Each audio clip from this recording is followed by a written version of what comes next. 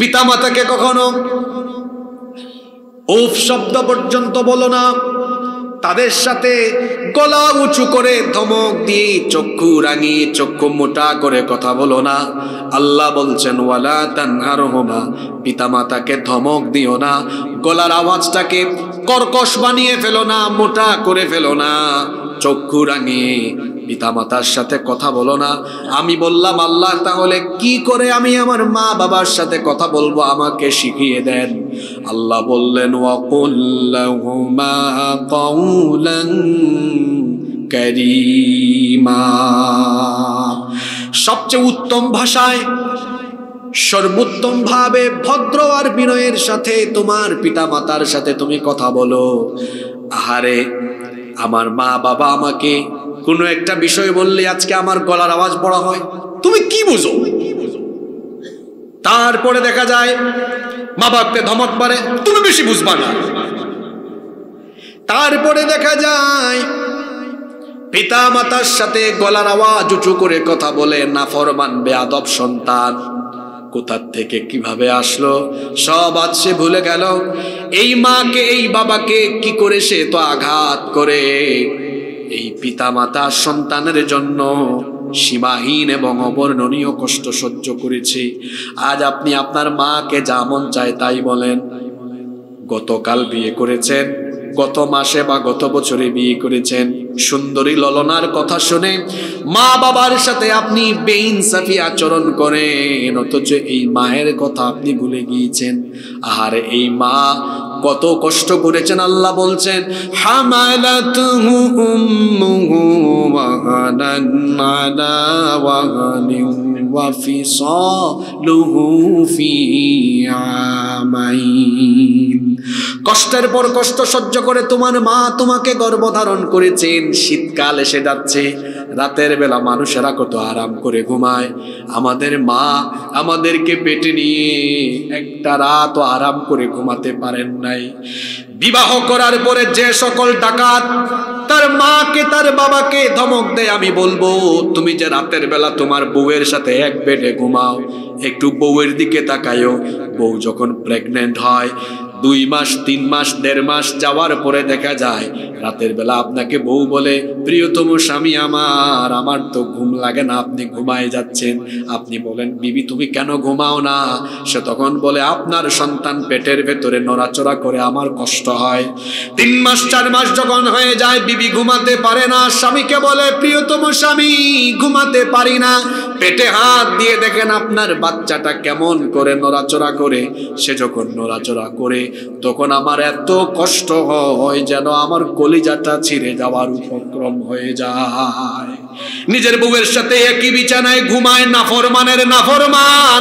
এটা দেখার পরে কেন মায়ের কথা মনে হয় না?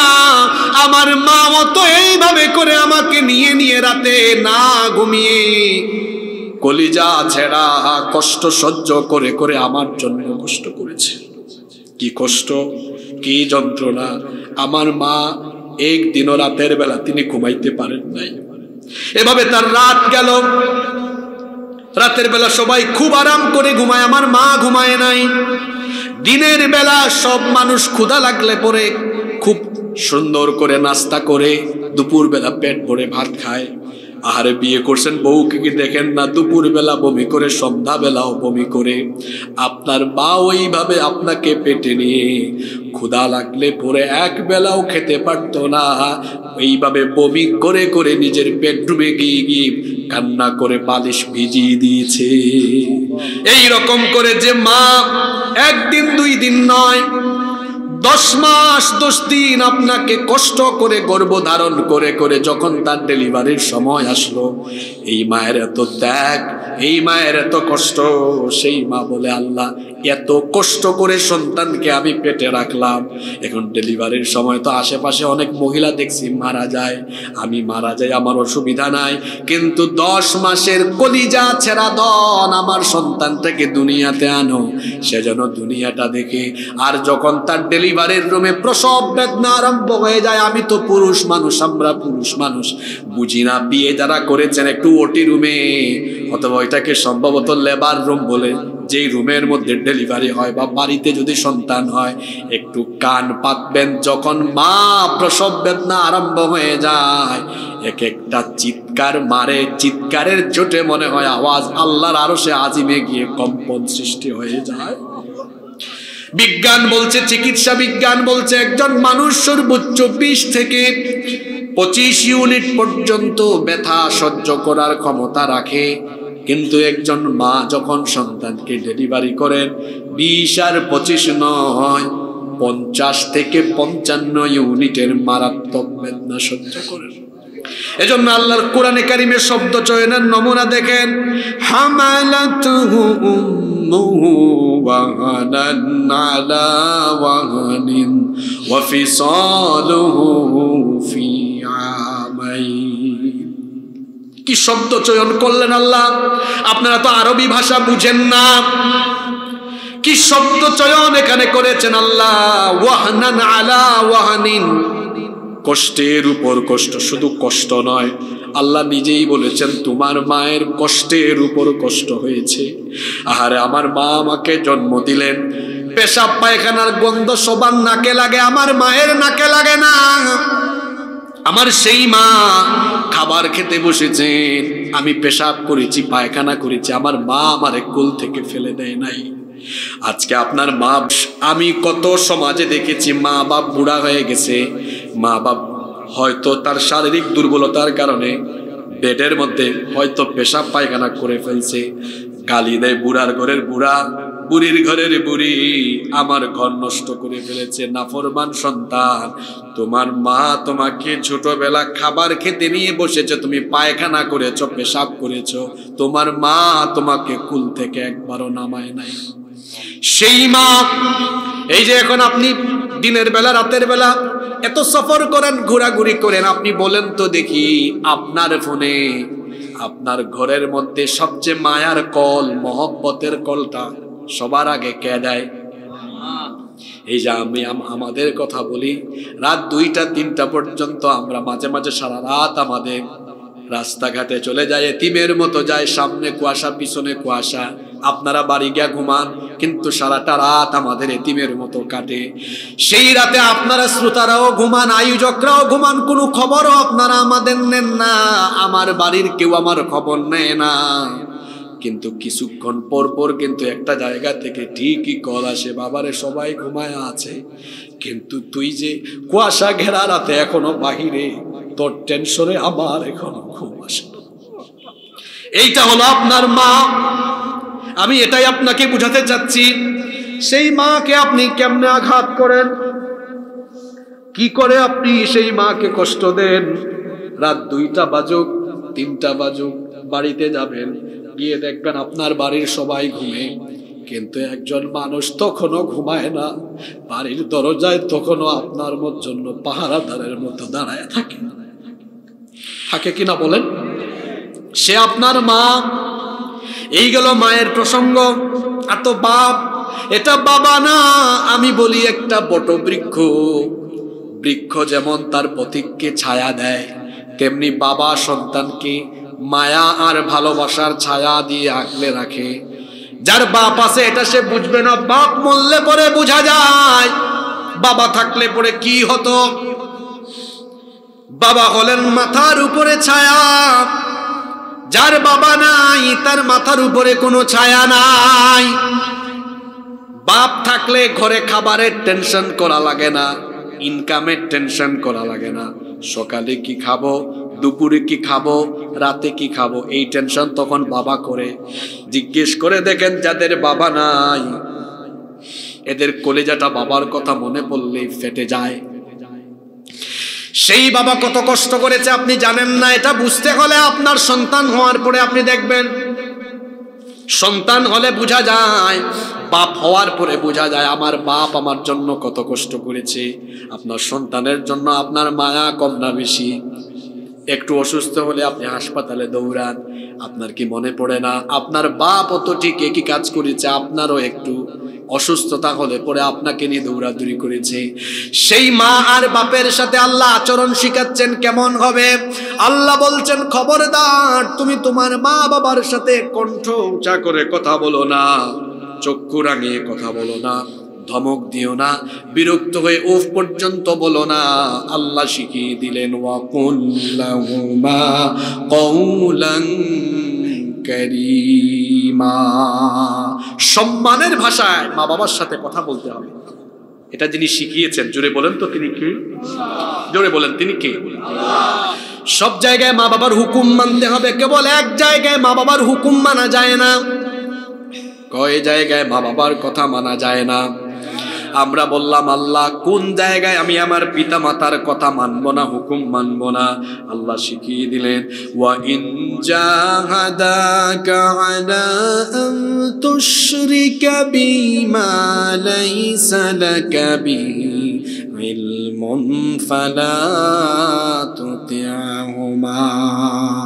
তোমার মা বাবা যদি তোমাকে এমন কোনো বিষয়ে চাপাচাপি করে, প্রেসার ক্রিয়েট করে, যেই বিষয়ে তোমার জ্ঞান নাই, অর্থাৎ আল্লাহর নাফরমানি হয়, আল্লাহর সাথে শিরক হয়, আল্লাহর সাথে সীমা লঙ্ঘন হয়, এমন কোনো বিষয় যদি মা বাপ তোমাকে বলে, যেমন কয়েকটা উদাহরণ দিই, উদাহরণ না দিলে বুঝবেন না। অনেক পরিবারে আছে দেখবেন পিতা মাতা সন্তানকে নেক কাজের কথা না বলে বদ কাজের দিকে উৎসাহিত করে, এমন বহু পরিবার আছে। গ্রামে গঞ্জের চাইতে শহরে এগুলোর পরিমাণ এখন অনেক বেশি। অনেক পরিবারে আছে এই পরিবারের নগ্নতা, বেহায়াপনা, অশ্লীলতা বেশি।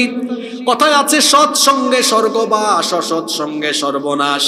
মেয়েটা কলেজে ইউনিভার্সিটিতে পড়ে, তার সাথীরা ছিল ভালো, কলেজ ভালো, বিশ্ববিদ্যালয় ভালো, থাকতে থাকতে সে বেহায়াপনা বেলাল্লাপনা ছেড়ে দিয়ে পর্দা আরম্ভ করলো। ওই পরিবার প্রেসার ক্রিয়েট করলো, মা বাপ বলল এত পর্দা করা লাগবে কেন, তুই আমাদের মতো চল। তাইলে এই যে মা বাপ তার মেয়েকে বেপর্দা হওয়ার কথা বলল, এটা কি আল্লাহর পথে তাকে উৎসাহিত করলো না আল্লাহর নাফরমানি করতে বলল? আল্লাহ বলছেন এ ধরনের নাফরমানি সূচক যে কোনো কথা পিতামাতা বললে এই জায়গায় মা বাবার হুকুম মানবা না। তবে এখানে একটা কথা আছে, তোমার মা বাপ যদি তোমাকে আল্লাহর সাথে নাফরমানি করতেও বলে, তুমি তো সন্তান, তুমি ওই সময়ও তোমার পিতা মাতার সাথে গলা উঁচু করে কথা বলবে না, বরং তুমি তখনও তোমার পিতা মাতার সাথে কেমন আচরণ করবে আল্লাহ শিখালেন ওয়াসাহিবহুমা ফিদ দুনিয়া মারুফা। আল্লাহ বললেন তোমার মা বাবার সাথে তখনও তুমি দুনিয়ায় উত্তম আচরণ করো।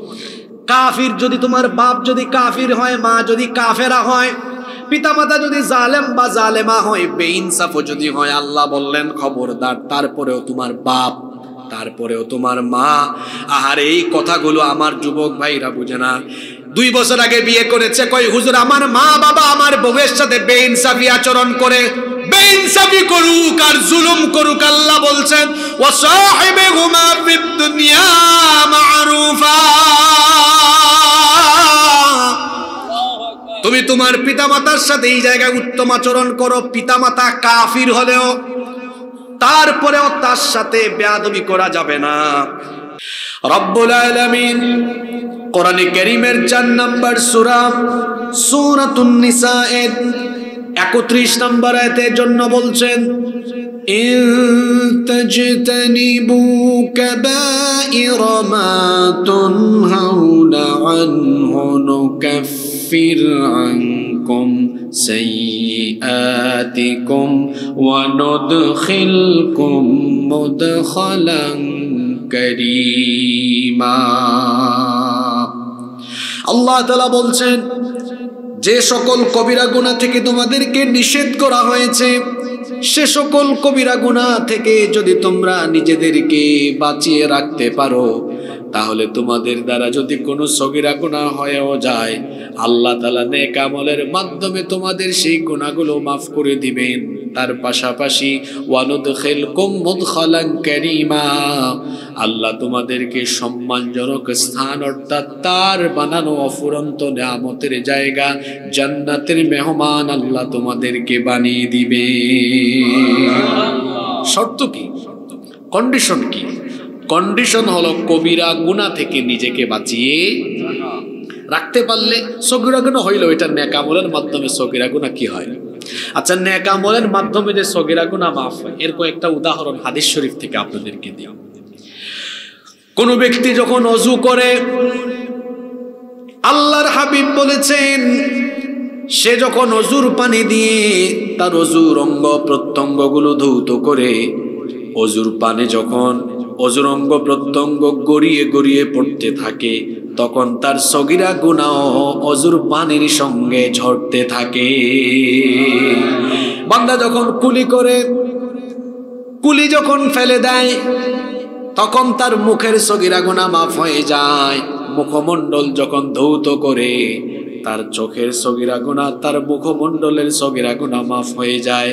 সে যখন তার দুই হাত কনুই পর্যন্ত ধৌত করে, তার দুই হাত দ্বারা সংগঠিত সগীরা গুনাহগুলো তখন অজুর পানির সাথে ঝরে পড়ে যায়। এমনি ভাবে সে যখন তার দুই পা টাকনো পর্যন্ত ধৌত করে, তখন তার পা দ্বারা সংগঠিত সগীরা গুনাহগুলো ঝরে পড়ে যায়। এমনি ভাবে নেকামলের মাধ্যমে বান্দার সগীরা গুনাহগুলো মাফ হয়। অন্য হাদিসে এসেছে, আল্লাহর নবী বলেছেন, যখন কোনো বান্দা ঘর থেকে বের হয়ে মসজিদ পানে হাঁটা আরম্ভ করে, যখন সে কদম ফেলে, প্রতিটি কদমে কদমে, প্রতিটি পদক্ষেপে পদক্ষেপে তার আমলনামা থেকে সগীরা গুনাহ মুছে দেওয়া হয়। আবার আরেকটি লাভজনক আমল হলো দুরূদ। আল্লাহর নবী বলেছেন, মান সাল্লা আলাইয়া সালাতান ওয়াহিদা, যে ব্যক্তি আমার উপরে একবার দুরূদ পাঠ করবে, সাল্লাল্লাহু আলাইহি আশরু সালাওয়াত, আল্লাহ ওই ব্যক্তির উপরে একবার নয়, আমার উপর একবার দুরূদ পড়লে ওই ব্যক্তির উপর আল্লাহ রহমত নাজিল করে দেন 10 বার। সুবহানাল্লাহ। শুধু তাই নয়, ওয়া হুত্তাত আনহু আশরু খাতিআত, একবার নবীর উপর দুরূদ পড়ার কারণে আমলনামা খুলে ওই ব্যক্তির আমলনামা থেকে 10টা সগীরা গুনাহ ডিলিট করে দেওয়া হয়।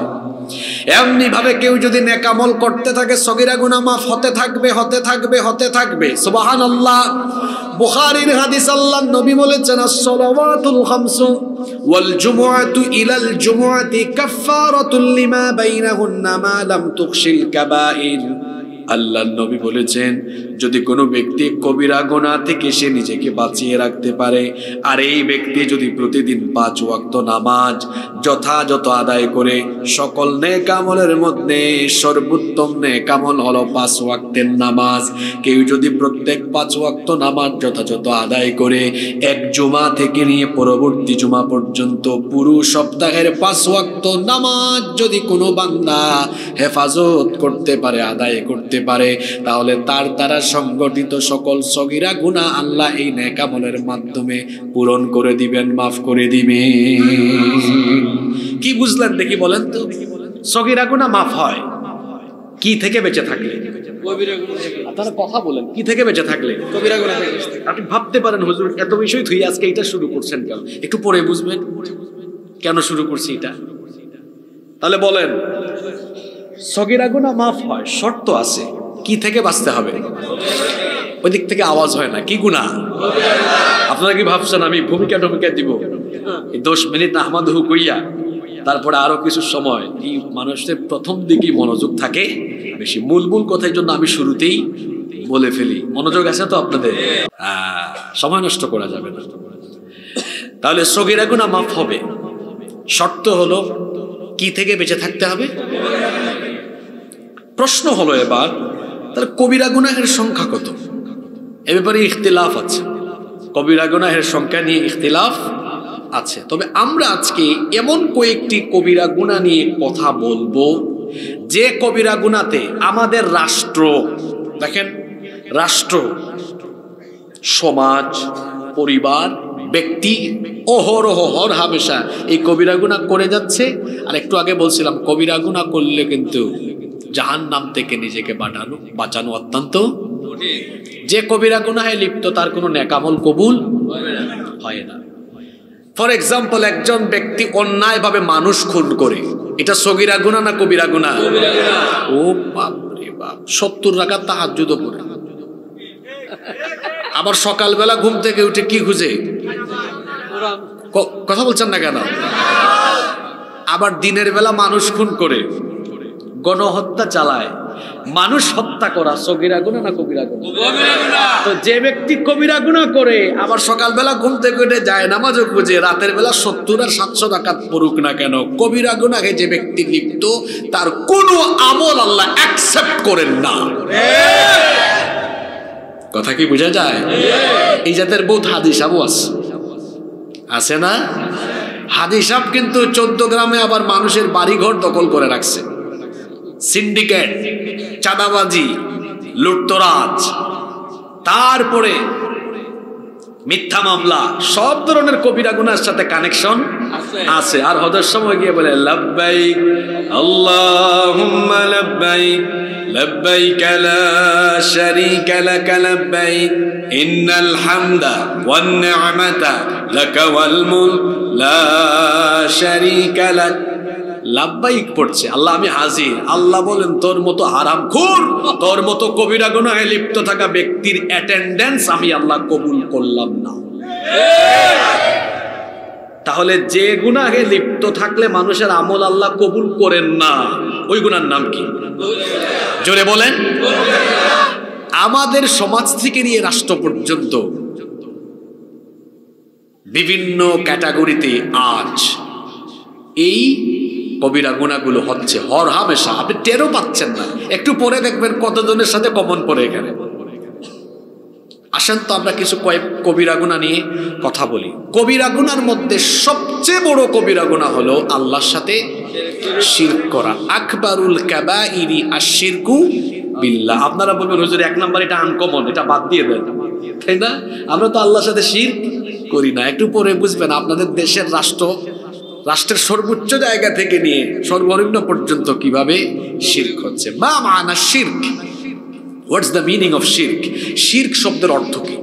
শিরক শব্দের অর্থ হচ্ছে আল্লাহর একত্ববাদে, তার নাম বা গুণাবলীতে, তার ইবাদতে বা তার সার্বভৌম ক্ষমতায় আল্লাহর সাথে অন্য কাউকে সমকক্ষ সাব্যস্ত করা হলো আল্লাহর সাথে শিরক করা। শিরকের গুনাহ এত ডেঞ্জারাস, এত মারাত্মক, এই গুনাহে যে ব্যক্তি লিপ্ত থাকে তার 3টা ক্ষতি হয়। কথা বুঝে থাকলে বলেন তো, শিরকের গুনাহে যে ব্যক্তি লিপ্ত থাকে তার কয়টা গুনাহ হয়? 3টা।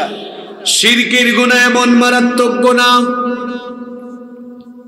এই গুনাহের সাথে যারা সম্পৃক্ত থাকে এদের 3টি মারাত্মক ক্ষতি হয়। 1 নাম্বার, ওই ব্যক্তি আল্লাহর ক্ষমা থেকে বঞ্চিত হয়ে যায়। কোরআনে কারীমের 4 নাম্বার সূরা সূরাতুন নিসা এর 48 নাম্বার আয়াতে আল্লাহ বলছেন, ইন্নাল্লাহা লা ইয়াগফিরু আন ইউশরাকা বিহি ওয়া ইয়াগফিরু মা দুনা যালিকা লিমান ইয়াশা ওয়া মান ইউশরিক বিল্লাহি ফাকাদ তারা ইসমান আযীমা। আল্লাহ তাআলা বলছেন নিশ্চয়ই আল্লাহ শিরকের গুনাহ ছাড়া অন্য যে কোনো গুনাহ ক্ষমা করে দেন, কিন্তু শিরকের গুনাহ আল্লাহ ক্ষমা করেন না। তার মানে হলো যেই ব্যক্তি শিরকের সাথে লিপ্ত ওই ব্যক্তি আল্লাহর ক্ষমা থেকে বঞ্চিত। জোরে বলেন, কি থেকে বঞ্চিত? আর যে ব্যক্তি আল্লাহর ক্ষমা থেকে বঞ্চিত সে ব্যক্তি আল্লাহর জান্নাত থেকে বঞ্চিত। 2 নাম্বার, শিরকের সাথে যারা লিপ্ত ওই ব্যক্তির সকল নেক আমলগুলোকে যিনি বরবাদ করে দিবেন, তার নামাজ, তার রোজা, তার হজ, তার যাকাত, তার মাহফিলের বক্তা হওয়া, মাহফিলের শ্রোতা হওয়া, তার জিকির আজকার, তার তাসবিহ তাহলিল, তার ইবাদত বন্দেগী যা কিছু আছে শিরকের সাথে লিপ্ত থাকলে পরে এগুলো সব যিনি বরবাদ করে দিবেন, গলার আওয়াজ বড় করে বলেন তিনি কি?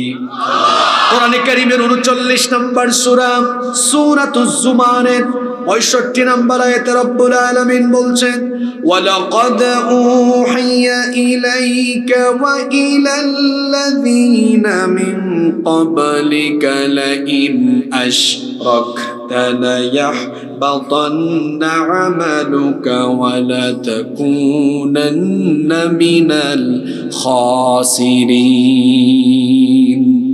আল্লাহ তাআলা বলছেন ও আমার হাবিব, আমি আপনার উপরে এবং আপনার পূর্ববর্তীদের উপরে একই রকমের ওয়াহী প্রত্যাদেশ করেছি, যদি তারা শিরকের সাথে লিপ্ত হয় তাহলে তাদের সকল আমলগুলোকে যিনি বাতিল করে দিবেন। পুরুষোচিত কণ্ঠে জবাব দিয়ে বলেন, তিনি কি? কথাগুলো মনোযোগ দিয়ে শোনেন, কারণ একটু পরে এগুলো কাজে লাগবে। 1 নাম্বার শিরকের সাথে লিপ্ত ব্যক্তি আল্লাহর ক্ষমা থেকে বঞ্চিত। 2 নাম্বার শিরকে লিপ্ত ব্যক্তির সব আমল বাতিল করে দিবেন কে? 3 নাম্বার যে ব্যক্তি শিরকের সাথে লিপ্ত, ওই ব্যক্তির জন্য জান্নাত হারাম আর জাহান্নাম তার জন্য অবধারিত করে যিনি দিয়েছেন, জোরে বলেন তিনি কে? রব্বুল আলামিন কোরআনে কারীমের 5 নম্বর সূরা সূরাতুল মাইদা এর 72 নম্বর আয়াতে বলছেন, ইন্নাহু মান ইউশরিক বিল্লাহি ফাকাদ হারামাল্লাহু আলাইহিল জান্নাতা ওয়া মাওয়াহুন নার ওয়া মা লিয-যালিমিনা মিন আনসার। আল্লাহ তাআলা বলছেন, নিশ্চয়ই যে ব্যক্তি আল্লাহর সাথে শিরক করে তার জন্য জান্নাত যিনি হারাম করে দিয়েছেন তিনি কে? ওয়া মাওয়াহুন নারি ওয়া মা লিয-যালিমিনা মিন আনসার। তার জন্য জাহান্নাম অবধারিত, তার জন্য কোনো সাহায্যকারী থাকবে না। কোরআনে কারীমের ভিন্ন ভিন্ন 3টি সূরার ভিন্ন 3টা আয়াত থেকে আমরা জানলাম শিরকে লিপ্ত হওয়ার ক্ষতি হলো 3টা। দেখি কি শুনলেন, একটু পরীক্ষা হয়ে যাক। 1 নাম্বার শিরকে লিপ্ত ব্যক্তি আল্লাহর কি থেকে বঞ্চিত? এই বুঝি ওয়াজ শুনতেছেন আপনারা? ক্ষমা ক্ষমা আল্লাহর। 1 নাম্বার শিরকে লিপ্ত ব্যক্তি আল্লাহর কি থেকে বঞ্চিত? ক্ষমা। 2 নাম্বার শিরকে লিপ্ত ব্যক্তির কি আল্লাহ বাতিল করবেন? সব নেক আমল বাতিল। 3 নাম্বার শিরকে লিপ্ত ব্যক্তির জন্য কি অবধারিত? জোরে বলেন। তাহলে শিরকের গুনাহ মারাত্মক কম না বেশি? শিরক হলো 2 প্রকার, শিরকে আকবার, শিরকে আসগার। আবার তাওহীদের বৈপরীত্যের দিক থেকে শিরক 3 ভাবে হতে পারে। আল্লাহর একত্ববাদে হতে পারে, নাম বা গুণাবলিতে হতে পারে, অথবা আল্লাহর উলুহিয়াতের সাথে ইবাদতের সাথে শিরক হতে পারে। এবার দেখেন তো এই শিরকের সাথে আমাদের সমাজের কত মানুষ সম্পৃক্ত। আমি সমাজের প্রচলিত কয়েকটা শিরকের কথা বলি। দেখেন, 1 নাম্বার, আল্লাহ ছাড়া অন্য কারো গায়েবী ক্ষমতা আছে এটা বলা বা বিশ্বাস করা, আল্লাহর সাথে শিরক করা। আমার দেশে এমন বহু মানুষ নবীকে গায়েব জানেন বলে তারা বিশ্বাস করে, এটা বলে আর বিশ্বাস করে তারা ঈমান হারা হয়ে মুশরিক হয়ে গিয়েছে। তারপরে জাদু টুনা বান মারা, এগুলোতে যারা সম্পৃক্ত, একই পরিবারের ভাই বোন, জাদু টুনা বান মারা এগুলোতে সম্পৃক্ত অনেকে। জাদু বিদ্যা হলো শয়তানি বিদ্যা, এগুলোতে যারা সম্পৃক্ত এদের ঈমান নাই। তারপরে অনেকে আছে গণকের কাছে যায়, জ্যোতিষীর কাছে যায়, ভাগ্য গণনা করে। পুরুষের চাইতে এগুলা নারীরা একটু বেশি করে। যে ব্যক্তি গণকের কাছে যায়, জ্যোতিষীর কাছে যায়, তার ঈমান থাকে না। আল্লাহর নবী বলেছেন, যে ব্যক্তি গণকের কাছে যায় 40 দিন পর্যন্ত তার কোনো ইবাদত কবুল হয়। মাজার স্পর্শ করে, মাজার দোয়া পানি পান করা, কবরের মাটি তাবিজ লাগিয়ে গলার মধ্যে ঝুলানো, হার লটকানো, বিভিন্ন সুতা লটকানো। অনেকে আবার আংটি ব্যবহার করে, আংটিতে ধাতব্য পাথর দিয়ে মনে করে এটা আমাকে সেফ করবে, এমন আকীদা বিশ্বাস যদি ধারণ করে ঈমান থাকবে? আজকে বড় দুঃখ করে বলতে হয়, শিরক আমাদের সমাজের সব জায়গায় ঢুকে গিয়েছে। কিভাবে মানুষ শিরক করছে দেখেন। আল্লাহ যেটা দিতে পারেন, আল্লাহ যেটা করতে পারেন, এটা অন্য কেউ দিতে পারে বা করতে পারে এমনটা বলা বা বিশ্বাস করা মানে আল্লাহর সাথে শিরক করা। যেমন সন্তান দেওয়ার মালিক কে? লিল্লাহি মা ফিস সামাওয়াতি ওয়া মা ফিল আরদি ইয়াখলুকু মা ইয়াশা ইয়াহাবু লিমান ইয়াশাউ ইনাসান ওয়া ইয়াহাবু লিমান ইয়াশাউ যুকুর আও ইউযাওয়িজুহুম যুকরানা ওয়া ইনাসা ওয়া ইয়াজআলু মান ইয়াশাউ আকিমা। আসমান সমূহ আর জমিনে যা কিছু আছে সবকিছুর মালিকানা যার হাতের মুঠায় তিনি কে? তিনি যা চান তাই আল্লাহই সৃষ্টি করতে পারেন। তিনি যাকে চান তাকে কন্যা সন্তান দেন, যাকে চান পুত্র সন্তান দেন, যাকে চান ছেলে মেয়ে দুটা মিলিয়ে দেন, যাকে চান আল্লাহ ছেলে মেয়ে কোনোটাই দেন না, বন্ধা অবস্থায় আল্লাহ রেখে দেন।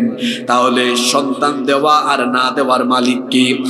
আমার দেশে বহু মানুষ জীবিত পীর মুর্দা পীরের কাছে গিয়ে সন্তান চেয়ে ঈমানটাকে তারা জীবিত পীর আর মৃত পীরের কাছে দিয়ে তারা মুশরিক হয়ে যায়। আছে না নাই? শিরক আজকে সব জায়গায় ঢুকে গিয়েছে। আল্লাহর ইবাদতের সাথে কেমনে শিরক হয় এবার বলি। আশ-শিরকু ফিল ইবাদাহ, আল্লাহর ইবাদতে কেমনে শিরক হয়? আপনার রাষ্ট্র আজকে আপনাকে সেই শিরকে বাধ্য করছে।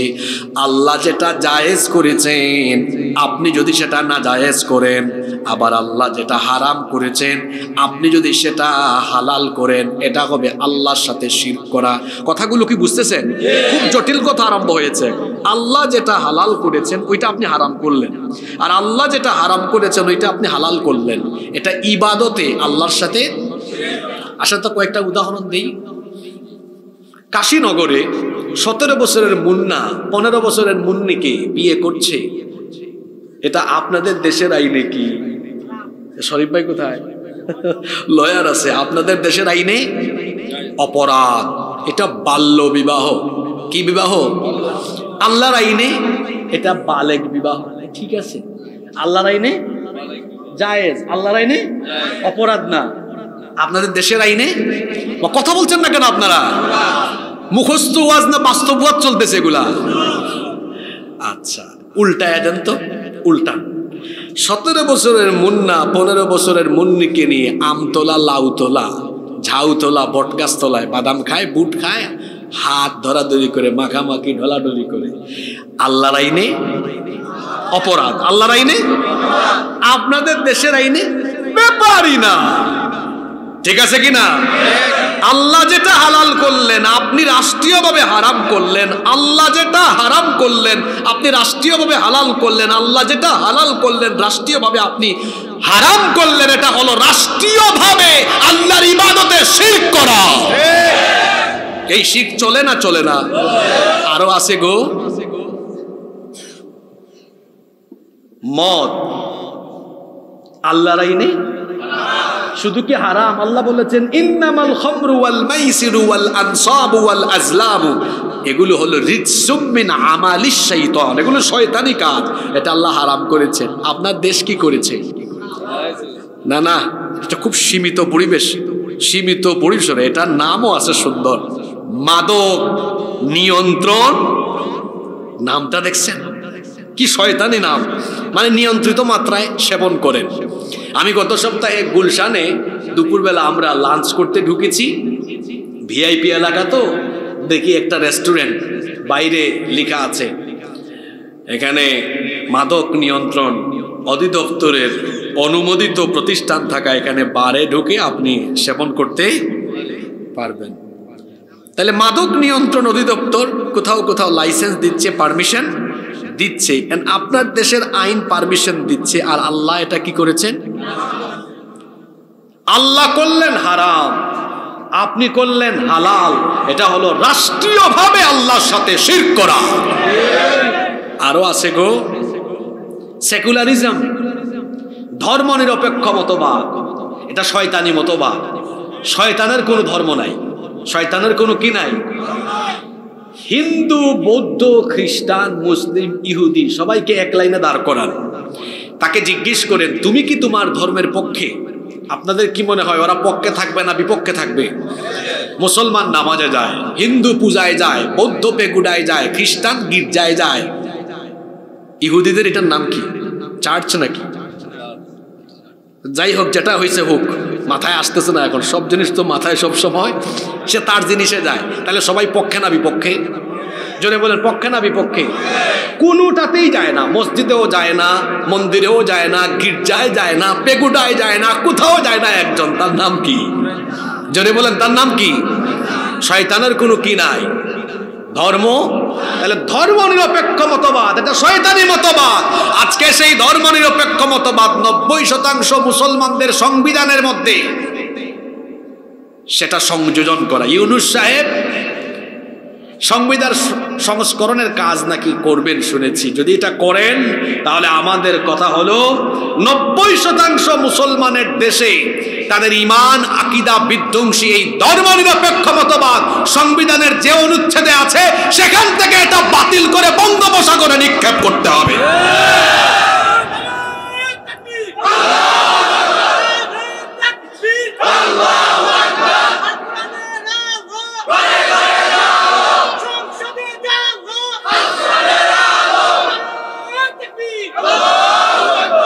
কষ্ট হচ্ছে নাকি আপনাদের? তাহলে সবচেয়ে বড় কবিরা গুনাহ হলো আল্লাহর সাথে কি করা। আজকে এই শিরক একদম ব্যক্তি থেকে নিয়ে পরিবার সমাজ কোথায় গিয়ে ঢুকেছে। আরো আছে গো, বলবো। সকল ক্ষমতার উৎস সকল ক্ষমতার উৎস যদি জনগণ হইতো আমার 3 দিন ধরে জ্বর সর্দি কাশি থাকতো না। যদি সকল ক্ষমতার উৎস জনগণই হইতো আমার 3 দিন ধরে জ্বর সর্দি কাশি থাকতো না, কারণ আমি তো ক্ষমতার মালিক, আমার শরীরকে আমি নিয়ন্ত্রণ করতে পারতাম। আপনি আপনার শরীর 3.5 হাত এটাকেই নিয়ন্ত্রণ করতে পারেন না, আপনি কেমনে ক্ষমতার মালিক হন? ক্ষমতার মালিক যিনি তিনি কে? আল্লাহ। সে আল্লাহ ক্ষমতার নামে কোরআনে সূরা দিয়েছেন, সূরার নাম হলো সূরা মুলক। মুলক অর্থ কি? মুলক মানে হলো পাওয়ার, মুলক মানে হচ্ছে অথরিটি, মুলক মানে হচ্ছে সভরেন্টি, ক্ষমতা, কর্তৃত্ব, সার্বভৌমত্বের একমাত্র মালিক যিনি তিনি কি? কি সুন্দর করে আল্লাহ এই সূরা শুরু করলেন, পড়েন আমার সাথে। তাবারাকাল্লাযী বিয়াদিহিল মুলকু ওয়া হুয়া আলা কুল্লি শাইইন কাদির।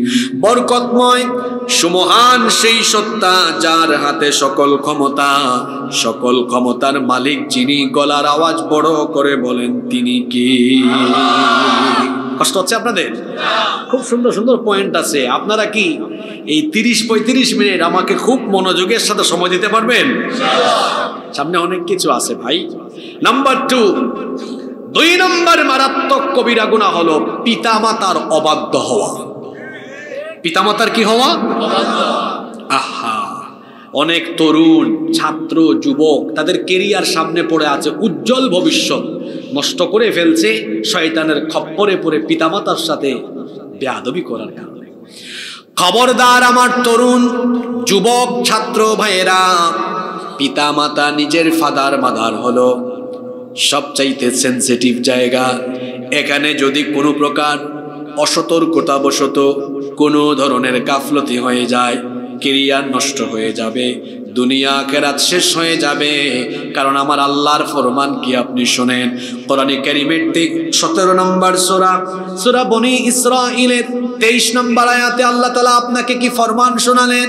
ওয়া ক্বাদা রাব্বুকা আল্লা তা'বুদু ইল্লা ইয়্যাহু ওয়া বিল ওয়ালিদাইনি ইহসানা। তোমার রবের পক্ষ থেকে ফয়সালা হয়ে গিয়েছে তুমি আল্লাহ ছাড়া অন্য কারো ইবাদত করবে না, আর আল্লাহর ইবাদতের পরে ওয়া বিল ওয়ালিদাইনি ইহসানা, তুমি তোমার পিতামাতার সাথে ইহসান করবে, তাদের সাথে সুন্দর আচরণ করবে, সুন্দর এবং সর্বোত্তম ব্যবহার করবে। পিতামাতার প্রৌঢ়কালীন অর্থাৎ 40-45 বছরের সময়ের কথা আল্লাহ বললেন না, বিশেষ করে আল্লাহ বার্ধক্য সময়ের কথা আয়াতের মধ্যে উল্লেখ করলেন। তার কারণ হলো মানুষ যখন বার্ধক্য বয়সে চলে যায় তখন সে দুর্বল হয়ে যায়, তখন তার সন্তান সন্ততি পরিবারের মানুষের হেল্পের দরকার হয়, খেদমতের দরকার হয়। এজন্য আল্লাহ মা বাবার বার্ধক্য বয়সের কথা উল্লেখ করে সন্তানদেরকে আল্লাহ তাআলা আদেশ করলেন, শোনো, ইম্মা ইয়াবলুগান্না ইনদাকাল কিবারা আহাদুহুমা আও কিলাহুমা ফালা তাকুল লাহুমা উফফিন ওয়ালা তানহারহুমা ওয়া কুল লাহুমা কাওলান কারীমা। আল্লাহ বলছেন তোমাদের মা বাবা দুজন কিংবা তাদের কোনো একজন যখন বার্ধক্য বয়সে চলে যায়, তাদের এই দুর্বলকালীন সময়ে তুমি তাদের উপর বিরক্ত হয়ে ফালা তাকুল লাহুমা উফ, ফালা তাকুল লাহুমা উফ, ফালা তাকুল লাহুমা উফ, উফ শব্দ পর্যন্ত বিরক্ত হয়ে বলো না বান্দা। কারণ একবার যদি তোমার মুখের ভেতর থেকে মা বাবার উপর বিরক্ত হয়ে উফ বের করে ফেলো, তোমার জন্য জান্নাত তুমি শেষ করে দিলে। পিতা মাতাকে কখনো উফ শব্দ পর্যন্ত বলো না, তাদের সাথে গলা উঁচু করে ধমক দিয়ে চক্ষু রাঙিয়ে চক্ষু মোটা করে কথা বলো না। আল্লাহ বলছেন ওয়ালা তানহারহুমা, পিতা মাতাকে ধমক দিও না, গলার আওয়াজটাকে কর্কশ বানিয়ে ফেলো না, মোটা করে ফেলো না, চক্ষু রাঙিয়ে পিতা মাতার সাথে কথা বলো না। আমি বললাম আল্লাহ তাহলে কি করে আমি আমার মা বাবার সাথে কথা বলবো, আমাকে শিখিয়ে দেন। আল্লাহ বললেন ওয়াকুল লাহুমা কাউলান কারীমা, সবচেয়ে উত্তম ভাষায় সর্বোত্তম ভাবে ভদ্র আর বিনয়ের সাথে তোমার পিতা মাতার সাথে তুমি কথা বলো। আহারে আমার মা বাবা আমাকে কোনো একটা বিষয় বললে আজকে আমার গলার আওয়াজ বড় হয়, তুমি কি বুঝো? তারপরে দেখা যায় মা বাপকে ধমক মারে, তুমি বেশি বুঝবা না। তারপরে দেখা যায় পিতা মাতার সাথে গলার আওয়াজ উঁচু করে কথা বলে নাফরমান বেয়াদব সন্তান কোথা থেকে কিভাবে আসলো সব আজ সে ভুলে গেল। এই মাকে এই বাবাকে কি করে সে তো আঘাত করে এই পিতা মাতা সন্তানের জন্য সীমাহীন এবং অবর্ণনীয় কষ্ট সহ্য করেছে। আজ আপনি আপনার মাকে যা মন চায় তাই বলেন। গতকাল বিয়ে করেছেন, গত মাসে বা গত বছরে বিয়ে করেছেন, সুন্দরী ললনার কথা শুনে মা বাবার সাথে আপনি বেইনসাফি আচরণ করেন, অথচ এই মায়ের কথা আপনি ভুলে গিয়েছেন। আর এই মা কত কষ্ট করেছেন। আল্লাহ বলছেন হামালাতুহু উম্মুহু ওয়াহানান আলা ওয়াহানিন ওয়া ফিসালুহু ফি আমাইন। কষ্টের পর কষ্ট সহ্য করে তোমার মা তোমাকে গর্ভধারণ করেছেন। শীতকাল এসে যাচ্ছে, রাতের বেলা মানুষেরা কত আরাম করে ঘুমায়, আমাদের মা আমাদেরকে পেটে নিয়ে একটা রাত আরাম করে ঘুমাতে পারেন নাই। বিবাহ করার পরে যে সকল ডাকাত তার মাকে তার বাবাকে ধমক দেয়, আমি বলবো তুমি যে রাতের বেলা তোমার বউয়ের সাথে এক বেডে ঘুমাও, একটু বউয়ের দিকে তাকায়ো। বউ যখন প্রেগনেন্ট হয় 2 মাস 3 মাস 1.5 মাস যাওয়ার পরে দেখা যায় রাতের বেলা আপনাকে বউ বলে প্রিয়তম স্বামী আমার তো ঘুম লাগে না, আপনি ঘুমায় যাচ্ছেন। আপনি বলেন বিবি তুমি কেন ঘুমাও না? সে তখন বলে আপনার সন্তান পেটের ভেতরে নড়াচড়া করে আমার কষ্ট হয়। 3 মাস 4 মাস যখন হয়ে যায় বিবি ঘুমাতে পারে না, স্বামীকে বলে প্রিয়তম স্বামী ঘুমাতে পারি না। পেটে হাত দিয়ে দেখেন আপনার বাচ্চাটা কেমন করে নড়াচড়া করে। সে যখন নড়াচড়া করে তখন আমার এত কষ্ট হয় যেন আমার কলিজাটা ছিঁড়ে যাওয়ার উপক্রম হয়ে যায়। নিজের বউয়ের সাথে একই বিছানায় ঘুমায় নাফরমানের নাফরমান। এটা দেখার পরে কেন মায়ের কথা মনে হয় না? আমার মা মতো এইভাবে করে আমাকে নিয়ে নিয়ে রাতে না ঘুমিয়ে কলিজা ছেঁড়া কষ্ট সহ্য করে করে আমার জন্য কষ্ট করেছে। কি কষ্ট, কি যন্ত্রণা। আমার মা একদিনও রাতের বেলা তিনি ঘুমাইতে পারেন নাই। এভাবে তার রাত গেল। রাতের বেলা সবাই খুব আরাম করে ঘুমায়, আমার মা ঘুমায় নাই। দিনের বেলা সব মানুষ ক্ষুধা লাগলে পরে খুব সুন্দর করে নাস্তা করে দুপুর বেলা পেট ভরে ভাত খায়। আহারে বিয়ে করছেন বউকে কি দেখেন না দুপুর বেলা বমি করে, সন্ধ্যা বেলাও বমি করে। আপনার মা ওইভাবে আপনাকে পেটে নিয়ে ক্ষুধা লাগলে পরে এক বেলাও খেতে পারতো না, এইভাবে বমি করে করে নিজের বেডরুমে গিয়ে গিয়ে কান্না করে বালিশ ভিজিয়ে দিয়েছে।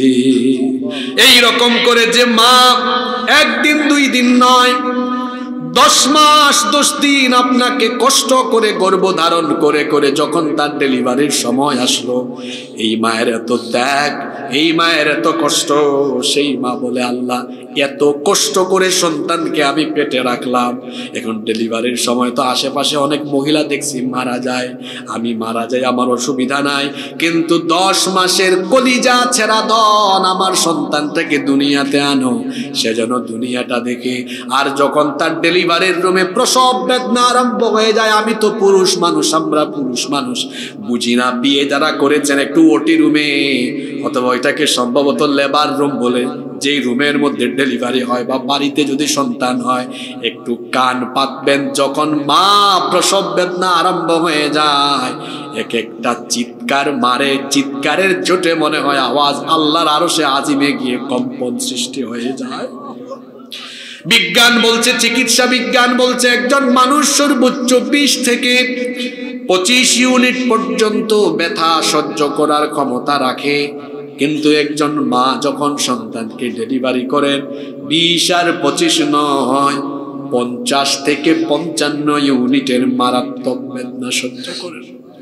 এজন্য আল্লাহর কোরআনে কারিমের শব্দ চয়নের নমুনা দেখেন, হামালাতুহু উম্মুহু ওয়াহানান আলা ওয়াহানিন ওয়া ফিসালুহু ফি আমাইন।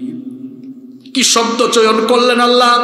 আপনারা তো আরবি ভাষা বুঝেন না, কি শব্দ চয়ন এখানে করেছেন আল্লাহ! ওয়াহানান আলা ওয়াহানিন, কষ্টের উপর কষ্ট, শুধু কষ্ট নয়, আল্লাহ নিজেই বলেছেন তোমার মায়ের কষ্টের উপর কষ্ট হয়েছে। আহারে, আমার মা আমাকে জন্ম দিলেন, পেশাব পায়খানার গন্ধ সবার নাকে লাগে, আমার মায়ের নাকে লাগে না। আমার সেই মা খাবার খেতে বসেছেন, আমি পেশাব করেছি, পায়খানা করেছি, আমার মা আমারে কোল থেকে ফেলে দেয় নাই। আজকে আপনার মা, আমি কত সমাজে দেখেছি মা বাপ বুড়া হয়ে গেছে, মা বাপ হয়তো তার শারীরিক দুর্বলতার কারণে বেডের মধ্যে হয়তো পেশাব পায়খানা করে ফেলছে, গালি দেয় বুড়ার ঘরের বুড়া, বুড়ির ঘরের বুড়ি, আমার ঘর নষ্ট করে ফেলেছে, নাফরমান সন্তান। তোমার মা তোমাকে ছোটবেলা খাবার খেতে নিয়ে বসেছে, তুমি পায়খানা করেছো, পেশাব করেছো, তোমার মা তোমাকে কুল থেকে একবারও নামায় নাই। সেই মা, এই যে এখন আপনি দিনের বেলা রাতের বেলা এত সফর করেন, ঘোরাঘুরি করেন, আপনি বলেন তো দেখি আপনার ফোনে আপনার ঘরের মধ্যে সবচেয়ে মায়ার কল, মহব্বতের কলটা সবার আগে কে দেয়? এই যে আমি আমাদের কথা বলি, রাত 2টা 3টা পর্যন্ত আমরা মাঝে মাঝে সারা রাত আমাদের রাস্তাঘাটে চলে যায়, এতিমের মতো যায়, সামনে কুয়াশা পিছনে কুয়াশা, আপনারা বাড়ি গিয়া ঘুমান, কিন্তু সারাটা রাত আমাদের এতিমের মতো কাটে। সেই রাতে আপনারা শ্রোতারাও ঘুমান, আয়োজকরাও ঘুমান, কোনো খবরও আপনারা আমাদের নেন না, আমার বাড়ির কেউ আমার খবর নেয় না। কিন্তু কিছুক্ষণ পর পর কিন্তু একটা জায়গা থেকে ঠিকই কল আসে, বাবারে সবাই ঘুমায় আছে, কিন্তু তুই যে কুয়াশা ঘেরা রাতে এখনো বাহিরে, তোর টেনশনে আমার এখনো ঘুম আসে না। এইটা হলো আপনার মা। আমি এটাই আপনাকে বুঝাতে চাচ্ছি, সেই মাকে আপনি কেমনে আঘাত করেন, কি করে আপনি সেই মাকে কষ্ট দেন।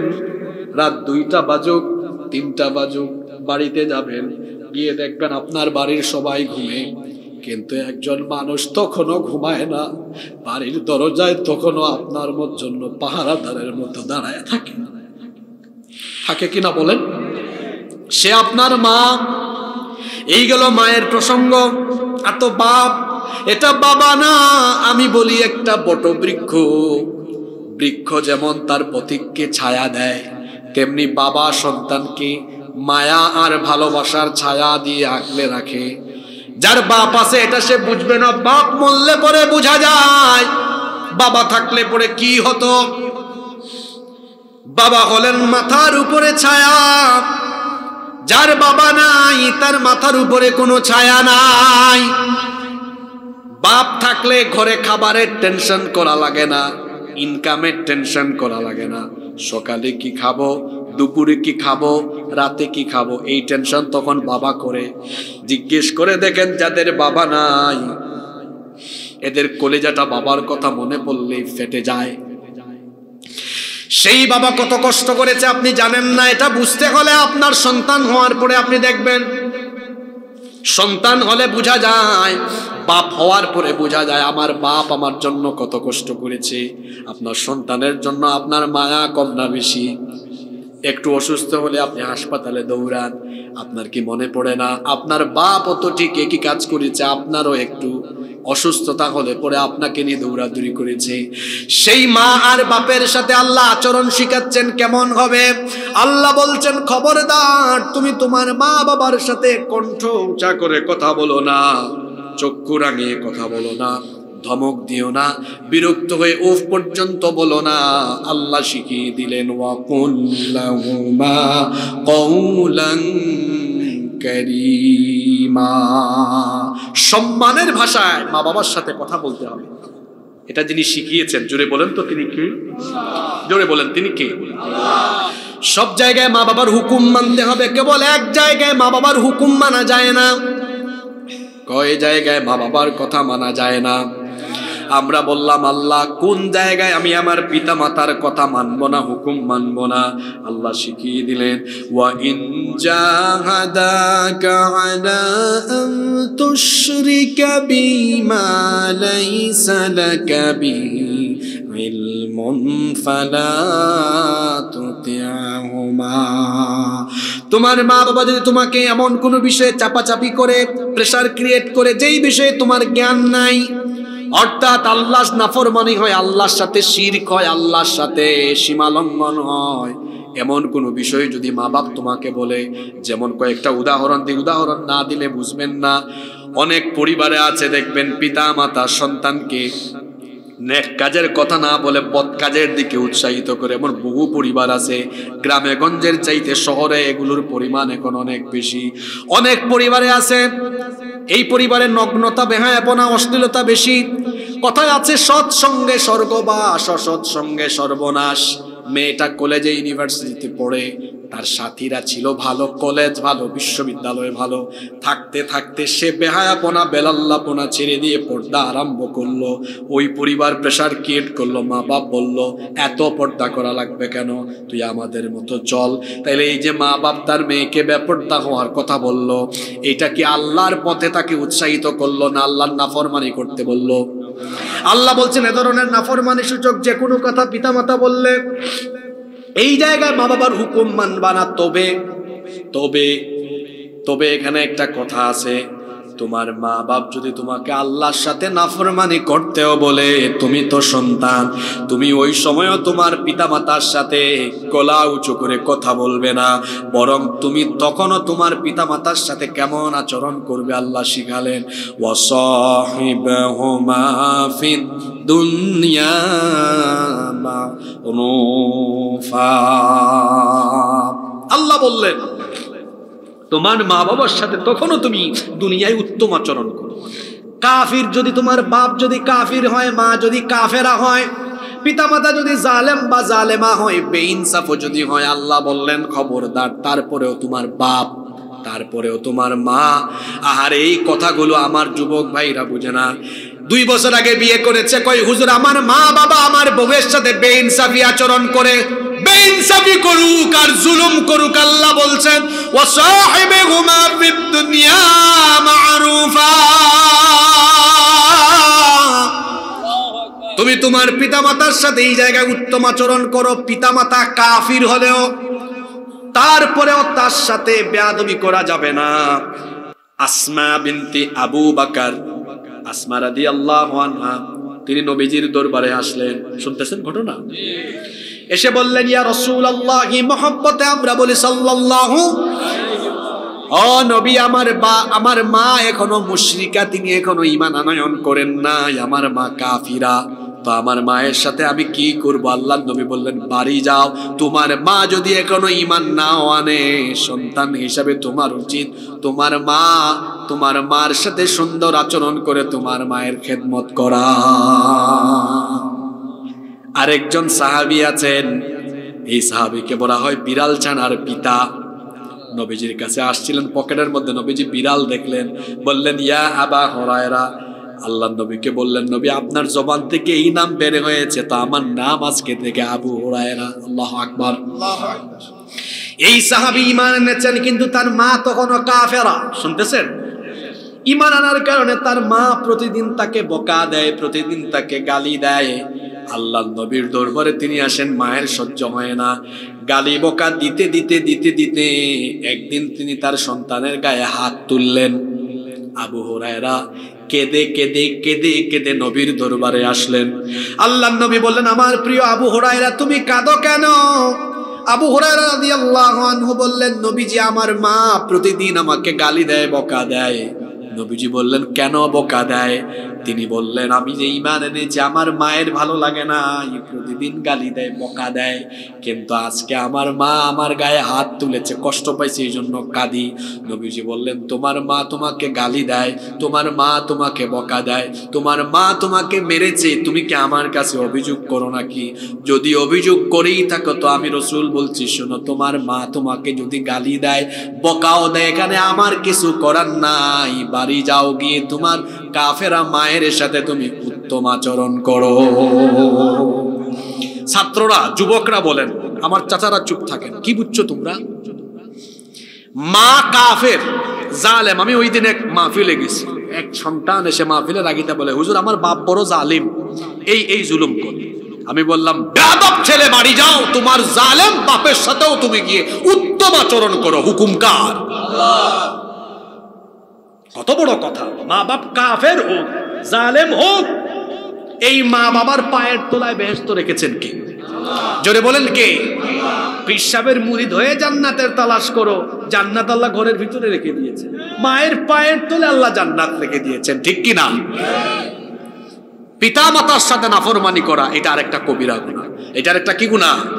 ছাত্র ভাইরা যারা পড়াশোনা করো, তোমার কেরিয়ার নষ্ট হয়ে যাবে, তোমার দুনিয়া আখিরাত শেষ হয়ে যাবে। কেউ যদি দুনিয়ায় রিজিক চায়, সম্মান চায়, মর্যাদা চায়, সেজন্য মায়ের খেদমত করে মায়ের পায়ের কাছে পড়ে থাকেন, আল্লাহ গোটা দুনিয়া আপনার পায়ে ফালায় দিবেন। মা বাপকে খেদমত করেন, মা বাপকে খুশি করেন। রিদার রব্বি ফি রিদাল ওয়ালিদ ওয়া সাখাতার রব্বি ফি সাখাতিল ওয়ালিদ। পিতার সন্তুষ্টিতে আল্লাহ সন্তুষ্ট, বাপের অসন্তুষ্টিতে আল্লাহ অসন্তুষ্ট। আমার দিকে তাকান, একটু মনোযোগ দিয়ে শোনেন। আপনি যখন ছোটবেলা ঘুমাতেন না, একটু বিবাহিত ভাইরা আওয়াজ দেন তো, আমিও তো আপনাদের কাতারে আছি, বিষয়গুলো আমি বুঝি। বিবাহিত ভাইরা একটু কথা বললেন। আপনার সন্তান যে রাতে কে কে বে করে কান্না করে রাত 3টা 4টা, বলেন তো আপনার তখন সন্তানের প্রতি মায়া লাগে কি লাগে না? তখন কি আপনি ঘুমান না? বাচ্চাটারে নিয়ে আপনি হাঁটাহাঁটি করেন? বলেন, অবিবাহিতরা কি, আপনাদের তো অভিজ্ঞতাই নাই, হেরাও বলে এটা নাকি অভিজ্ঞতা নিয়ে ফেলছে কোনো দিকে? কুলে নেন কিনা, কুলে নেন কিনা? আমার তো বাচ্চা আছে, কুলে নেই, খারাপ লাগে, মায়া লাগে না? তা আপনার বাপ যে 55-60 বছর বয়স, পায়ে বাতের ব্যথা, এখানে মাজায় ব্যথা, কোমরে ব্যথা, মেরুদণ্ডে ব্যথা, মাথায় ব্যথা, আপনার দুর্বল কালে, আপনার ছোট কালে আপনার বাপ আপনার মা এখানে কুলে নিয়ে আপনাকে রাতের বেলা হেঁটে হেঁটে ঘুম পাড়ালো। আজকে আপনার কি হলো? এই দুর্বল বয়স্ক বাপ বয়স্ক মা, সে ঘুমানোর আগে আপনার কি দায়িত্ব নয় তাকে আজকে আপনি ঘুম পাড়িয়ে দেওয়া? ছোটবেলা আপনার মা বাপ আপনাকে ঘুম পাড়িয়েছে, এখন বৃদ্ধকালে আপনার মা বাপকে ঘুম পাড়ানো কার দায়িত্ব? জোরে বলেন, কার দায়িত্ব? আপনি বাপের রুমে আজকেই যাবেন, দেখবেন আল্লাহ কত খুশি হন। গিয়ে বলেন, আব্বা আপনার না কোমর ব্যথা, আপনার না পা ব্যথা, আপনার না মাজা ব্যথা, মাথা ব্যথা, আপনি শুয়ে থাকেন, আমি একটু টিপা দেই। বাপ বলবে, যাও, দরকার নাই, ঘুমায় যাও। বাপ তো না করবে, কিন্তু আপনি বলবেন, না আব্বা আপনারে আমি ঘুম পাড়াবোই পাড়াবো, কারণ ছোটবেলা আপনি আমাকে ঘুম পাড়াতেন, এখন আমি আপনার বাপ। বাপ ছেলের সম্পর্ক তো এরকমই হওয়া উচিত। আমি আপনারে ঘুম পাড়াই, বাপের মাথায় হাত বুলান, বাপের পাটা টিপে দেন। বাপ যখন ঘুমাবে মনে মনে বলবে, আল্লাহ আমার ছেলেটা আমাকে শান্তি করে দিয়েছে, তুমিও তাকে দুনিয়া আখিরাতে শান্তি করে দিও। মার রুমে যান, মাথাটা টিপে দেন। বুড়া বয়সে মা বাপের কত জিনিস খাইতে মন চায় আপনি জানেন না।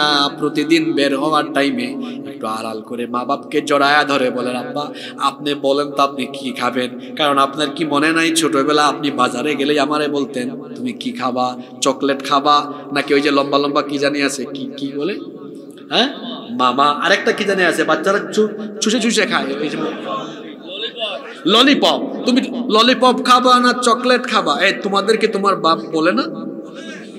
শরম পাইছে, বলে কিনা? বলে। তা আপনার বাপ যেভাবে আপনাকে বলতো আপনিও বলেন আব্বা, বলেন আপনি কি গরুর মাংস খাবেন না খাসির মাংস খাবেন, না আপনি দেশি মুরগ খাবেন, না আপনি কমলা খাবেন? এই তো কমলার সিজন চলে আসছে। বাপ তো ছেলের প্রতি মায়া আছে, মা তো ছেলের প্রতি মায়া আছে, চাইবে না তার ছেলেটার টাকা নষ্ট হোক, কিন্তু যেমনি হোক আদায় করবেন।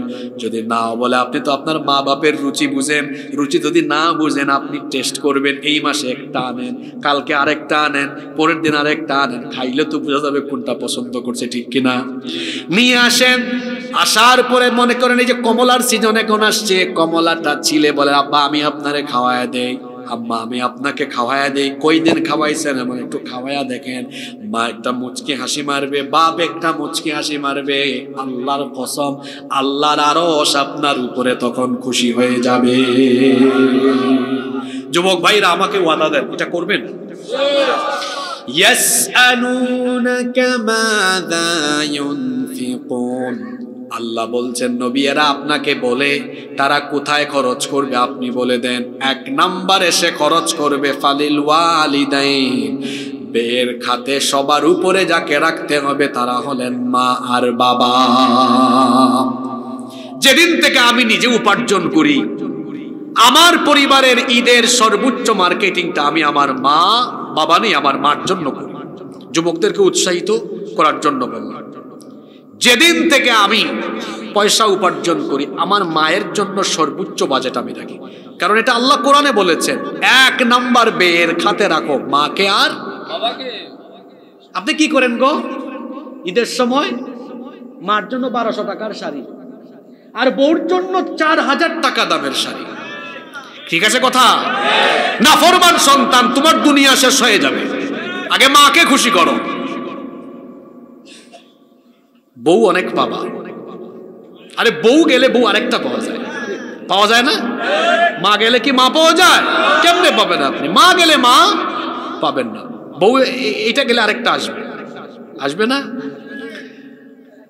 বাপরে বাপ, বাড়ি থেকে আজকে তো মাইকও বাইরে, যে মাইক লাগাইছে এটা যে আওয়াজ এই মাইকের, আজকে ভাবিরা খবর আছে জান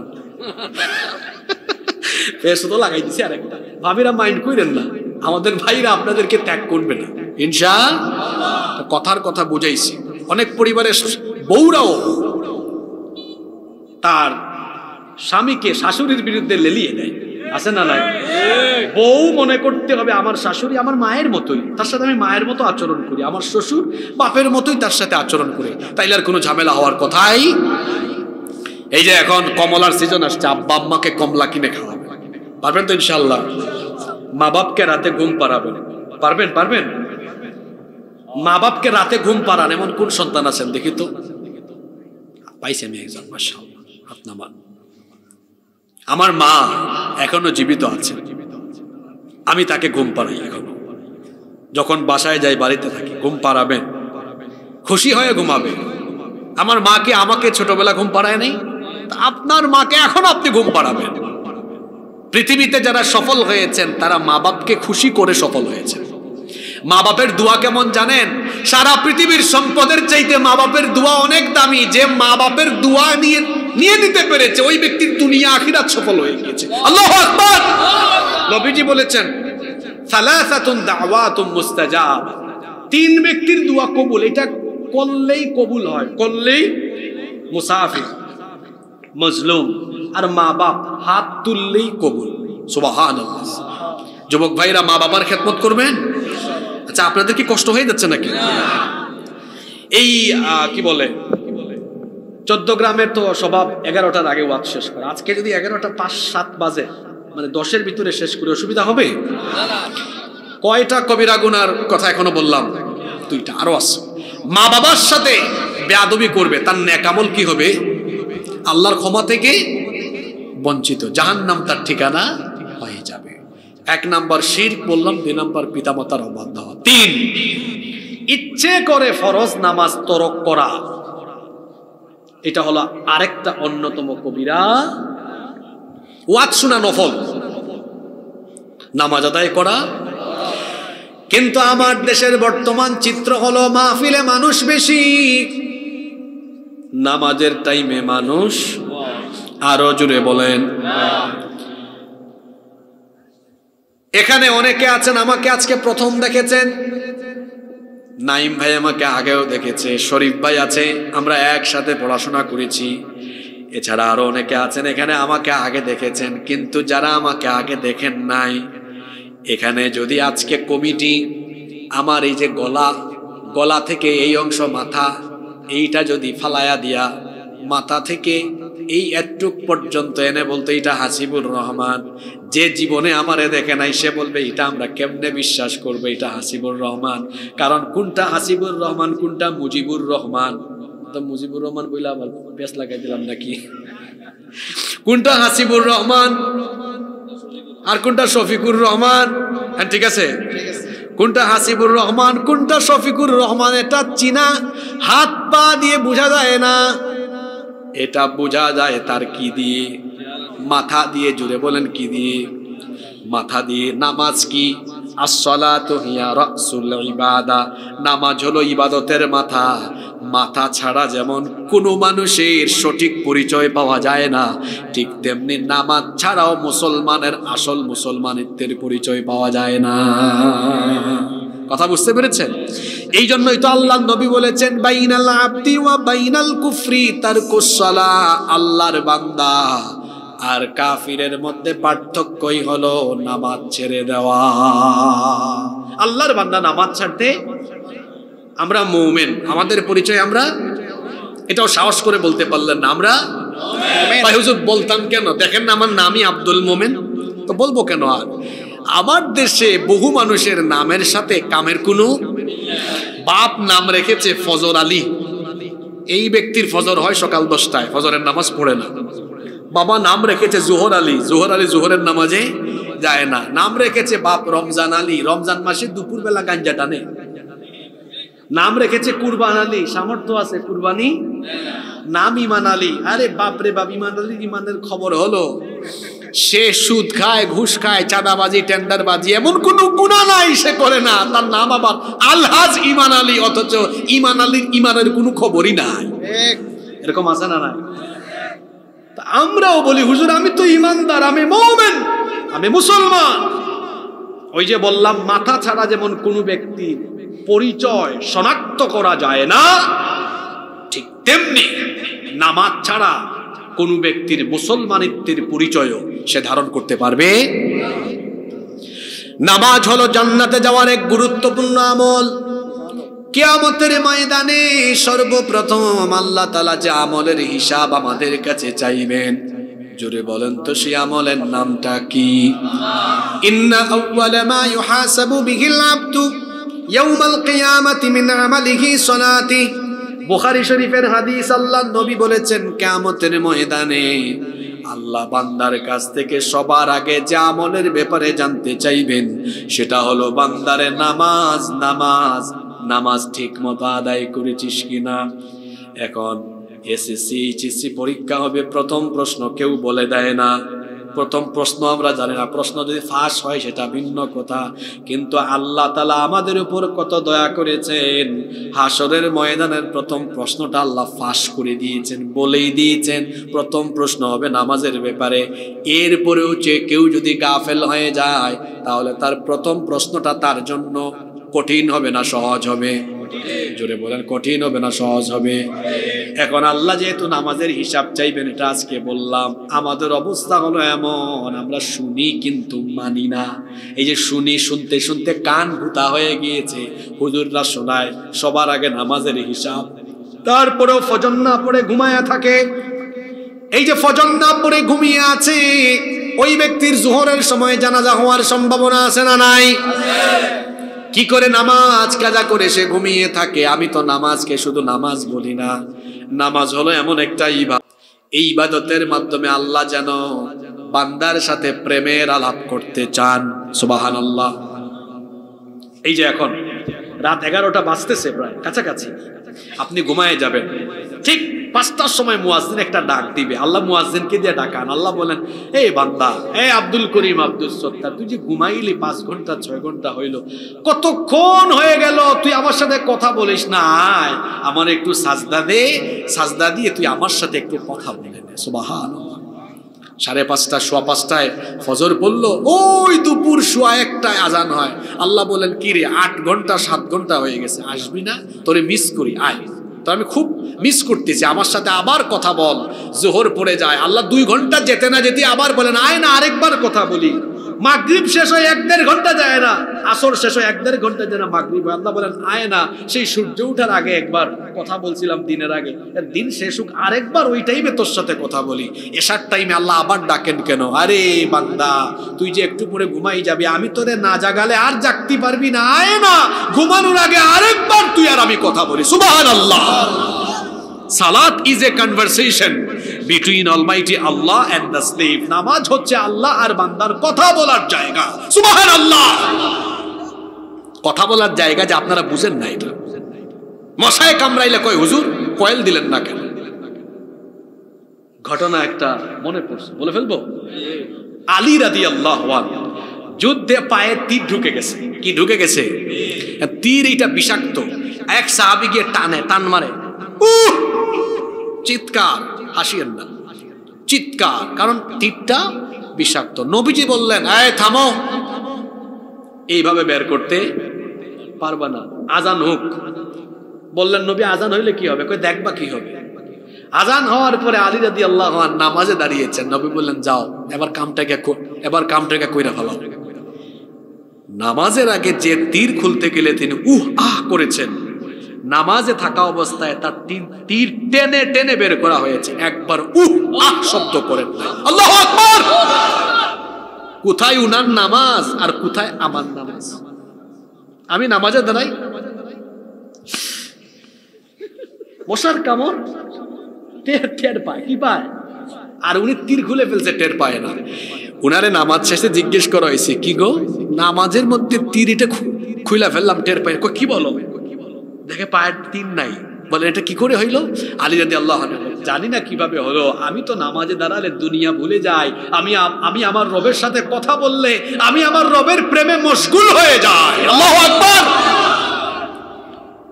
ঘটনা আরেকটা মনে হইছে, বলবো।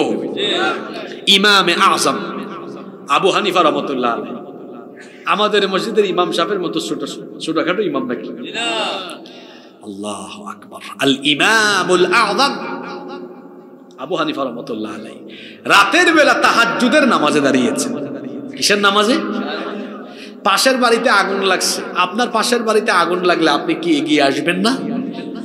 এখন গোটা গ্রামের মানুষ আসছে আগুন নিভাইতে, হঠাৎ করে তাকিয়ে দেখে, কিরে পাশের বাড়ির আবু হানিফা কই?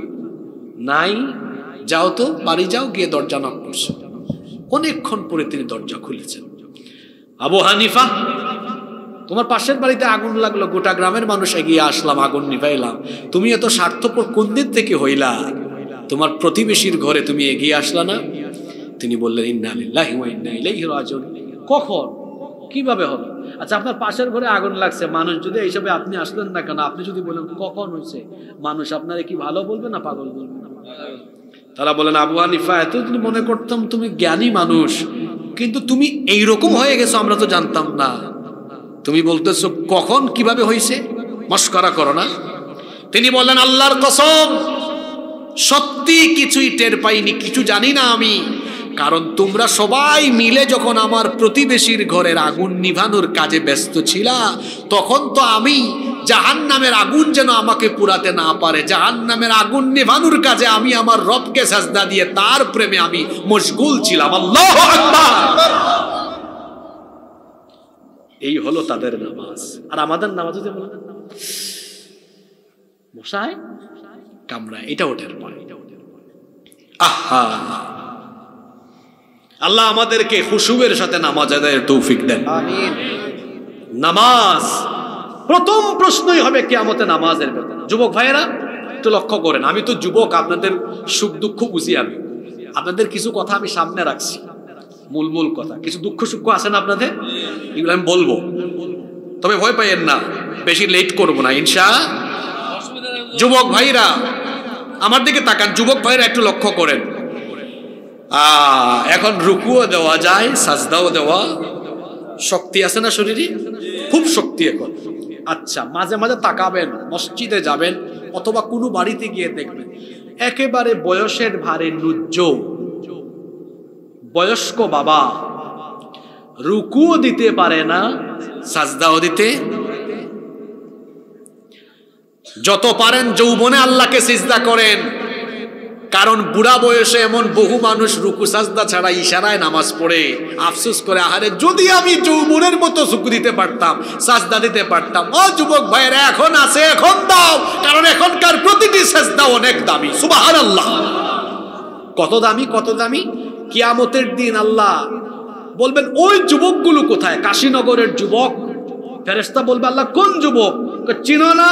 ওই যুবক যার বয়স 18, 20, 25, 30 বছর ছিল, আজান হলেই সবার আগে মসজিদে গিয়েছে। কাশীনগরের ওই যুবকগুলারে আনো, আর তাদেরকে হাসরের মাঠে যেন কষ্ট না হয় আমার আরশের ছায়ার নিচে রাখো। সুবহানাল্লাহ। কাশীনগরের যুবক ভাইরা আরশের ছায়ায় কিয়ামতে আমরা স্থান চাই কি চাই না? নামাজে যাবেন তো? সবাই জান্নাত চান তো? এত আস্তে বললেন, জান্নাত চান তো? জান্নাত আপনাদেরকে দেওয়ার বেলা আল্লাহকে কৃপণ, নাউজুবিল্লাহ। আল্লাহও জান্নাত আপনাদেরকে দিতে চান, আপনারাও জান্নাত পেতে চান। এজন্য আল্লাহ কি করছেন জানেন? আল্লাহ তো আপনাকে ভালোবেসে জান্নাত দিতে চান। এজন্য ডেইলি একবার না, 2 বারও না, 3 বারও না, 4 বারও না, ডেইলি আল্লাহ আপনাকে 5 বার ডাকেন, আয় না, আয় না, মসজিদে আয়, জামাতে আয়, সাজদা দে, আর তোর জন্য বানানো জান্নাতের চাবিটা আমার কাছ থেকে নিয়ে নে। সুবহানাল্লাহ। আপনার একটা বিল্ডিং তালা দেওয়া আছে, চাবি ছাড়া ঢুকতে পারবেন? তো জান্নাত তো আপনার জন্য বানানো আছে, ওইটার চাবি লাগবে না?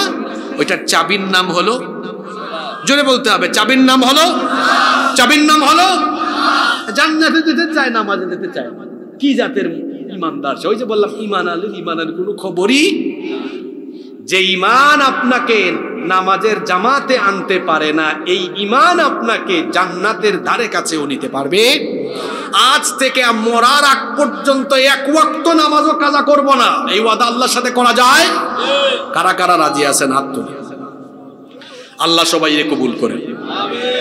এতক্ষণ বহুত আমলের ওয়াজ হয়েছে, এবার একটু কঠিন শক্ত কথা হবে, কষ্ট পাবেন না তো?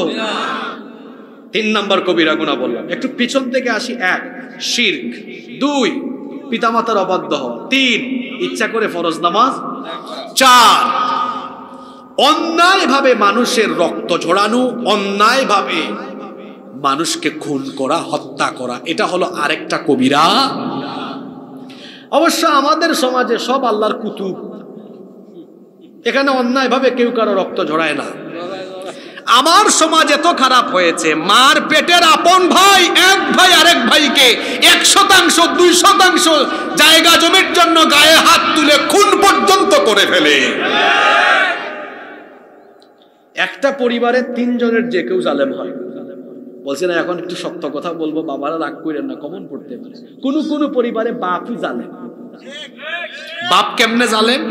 যেটা উপার্জন করে বেশি ওইটারে মহব্বত করে বেশি, যেটা উপার্জন করে কম মহব্বত করে। কাশীনগরে এরকম কুতুব নাই? আছে মানে বহুত আছে।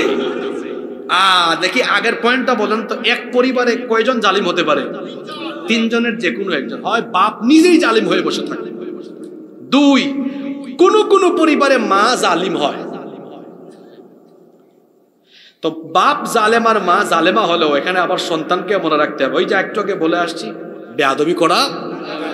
কোন পরিবারে বড় ভাই জালেম হয়, ছোট ভাইদের সব হক মেরে খেয়ে ফেলে। আছে না নাই? অন্যায় ভাবে মানুষের হক মেরে খাবেন না। হাসরের মাঠে বিচার হবে 2 রকমের, হাক্কুল্লাহ, আল্লাহর হক, 2 হাক্কুল ইবাদ, বান্দার হক। আল্লাহর হক এগুলো কার সাথে সংশ্লিষ্ট? আল্লাহর হক নামাজ, রোজা, হজ, যাকাত, আল্লাহর সাথে যা এগুলো আল্লাহর হকের ব্যাপারটা এমন, বান্দা যদি আল্লাহর হক নষ্ট করে আল্লাহর দয়া কম না বেশি? আল্লাহ কেউ মাফ করে দিলে আমাদের কিছু করার আছে? কিন্তু কিন্তু কিন্তু বান্দার হকের বিষয়টা বড় মারাত্মক।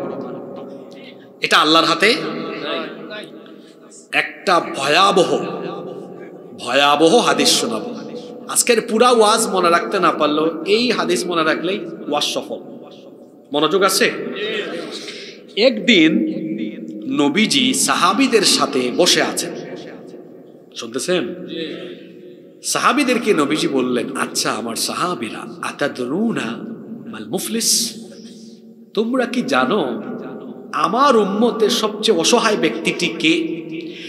আপনাদের সাথে আমিও যদি গল্প করি আর যদি বলি, বলেন তো আমাদের এই এলাকায় অসহায় কে? আপনারা বলবেন, হুজুর ওই যে আব্দুর রহমান ভাই, একটা বাড়িও নাই, ঘরও নাই, ভিটা মাটি নাই, কত অসহায়। নবীজি সাহাবীকে বললেন, সাহাবীদেরকে বলো তো আমাদের উম্মতের অসহায় ব্যক্তিটি কে? সাহাবীরা উত্তর দিয়েছেন, ইন্নাল মুফলিসা ফিনা মাল্লা দিরহাম লাহু ওয়ালা মাতা, মাল্লা দিরহাম লাহু ওয়ালা মাতা।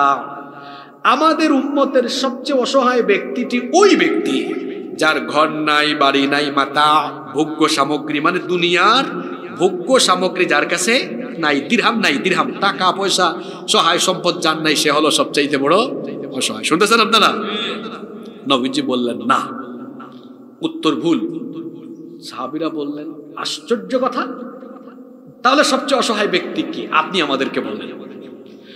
নবীজি বললেন, আমার উম্মতের সবচেয়ে অসহায় ব্যক্তিটি ওই ব্যক্তি যে ব্যক্তি কিয়ামতের ময়দানে হাজির হবে অসংখ্য নেক আমল নিয়ে। কি নিয়ে? এই যে দেখেন, এটা একটা পোস্টার, এইদিকে লেখা আছে, এইদিকে কোনো লেখা দেখছেন? নবীজি বললেন এইরকম পুরা আমল নামায় নেকি নিয়ে, ভরপুর নেকি নিয়ে হাসরের ময়দানে এরকম দাঁড়াবে, তার আমল নামায় নেকি আর, কিন্তু কিছুক্ষণের মধ্যেই তার পুরা এই নেক আমলে ভর্তি আমলের খাতাটা একদম ব্ল্যাঙ্ক কি হয়ে যাবে? খালি হয়ে যাবে। এটা স্বাভাবিক কথা না অস্বাভাবিক কথা? ছিল মুহূর্তেই। সাহাবীরা বললেন, ওই ব্যক্তিটি কে যে এত নেকামল নিয়ে আবার আমল শূন্য হয়ে যায়? নবীজি বললেন, এর নামাজও আছে, এর রোজাও আছে, এর হজ জাকাত বহু ভালো ভালো আমল আছে, কিন্তু তার আমলগুলো শূন্য হবে এই কারণে পৃথিবীতে সে বহু মানুষের হক নষ্ট করেছে, চাঁদাবাজি করেছে, টেন্ডারবাজি করেছে, বড় হয়ে ছোটর হক মেরে খেয়েছে, আইল ঠেলাঠেলি হয়েছে, জমিনের আইল ঠেলাঠেলি করেছে, অন্যায়ভাবে মানুষ হত্যা করেছে। অর্থাৎ মানুষের হক নষ্ট করার কারণে কিয়ামতে এই ব্যক্তি নেকামল নিয়ে দাঁড়াবে, ভাববে আমি তো জান্নাতে। আল্লাহ বলবে, এই দাঁড়া, দেখি ওদেরকে আনো তো, ওই কাঠগড়ায় দাঁড় করাও। এরা কারা? ক্ষতিগ্রস্ত মানুষরা। আল্লাহ বলবেন, বলো এই ব্যক্তি তোমাদের হক নষ্ট করেছে, কি চাও? কিয়ামতের দিন সবাই টাকা পয়সা চাইবে না নেকামল চাইবে? এক বুজুর্গ ব্যক্তিকে আমি একদিন জিজ্ঞেস করলাম কোন একটা ঘটনায়, তাকে খুব গালি দিচ্ছে মানুষ। আমি বললাম, আপনারা এত গালি দেয়, আপনি কিছু বলেন না কেন? গন্ডারের চামড়া নাকি আপনার? আমারে কি বলে জানেন? বলে, সেটা গালি দিচ্ছে, তারে আরো গালি দিতে দাও। এমনিতেই আমি কম নেকির মানুষ, কিয়ামতের ময়দানে আমি যদি কারো কাছ থেকে একটু নেক নেওয়ার সুযোগ পাই তো অসুবিধা কি? তার কাম সে করুক, আমি বুঝতেছি আমার কি ফায়দা। এই জন্য বুদ্ধিমান মানুষরা সব দেখে শুনেও চুপচাপ নীরব থাকে, সে বুঝে চুপ থাকার ভেতরে সফলতা আছে। কথা বেশি বলবেন, কথার নাম লতা, ধরা খাবেন। যত কম বলবেন তত ভালো থাকবেন। কথা বুঝতে পেরেছেন? আল্লাহ বলবেন, কিরে তোমরা কি চাও? এরা বলবে, আল্লাহ আমরা তো আমলই চাই, আমার এইটা নষ্ট করছে, আমার ওইটা নষ্ট করছে। আল্লাহ বলবেন, দে দে, দেওয়া আরম্ভ করবে। তাকান আমার দিকে, দিতে দিতে দিতে দিতে দিতে দিতে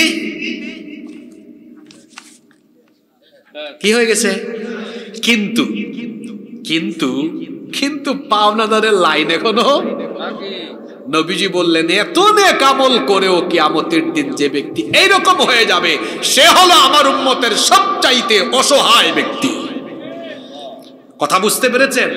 মানুষের হক নষ্ট করবেন, মানুষের হক নষ্ট করবেন, পিতামাতার হক নষ্ট করবেন না, বাপ মা সন্তানের হক নষ্ট করবেন না, ভাই ভাইয়ের হক নষ্ট করবেন না, ভাই বোনের হক নষ্ট করবেন না, স্বামী স্ত্রীর হক নষ্ট করবেন না, স্ত্রী স্বামীর হক নষ্ট করবেন না, প্রতিবেশীর হক নষ্ট করবেন না, জনপ্রতিনিধি হলে জনগণের হক নষ্ট করবেন না, রাষ্ট্রে ক্ষমতায় থাকলে পরে নিরপরাধ মানুষকে অপরাধী বানিয়ে ফাঁসি দিবেন না। খবর আছে এটা, খবর আছে।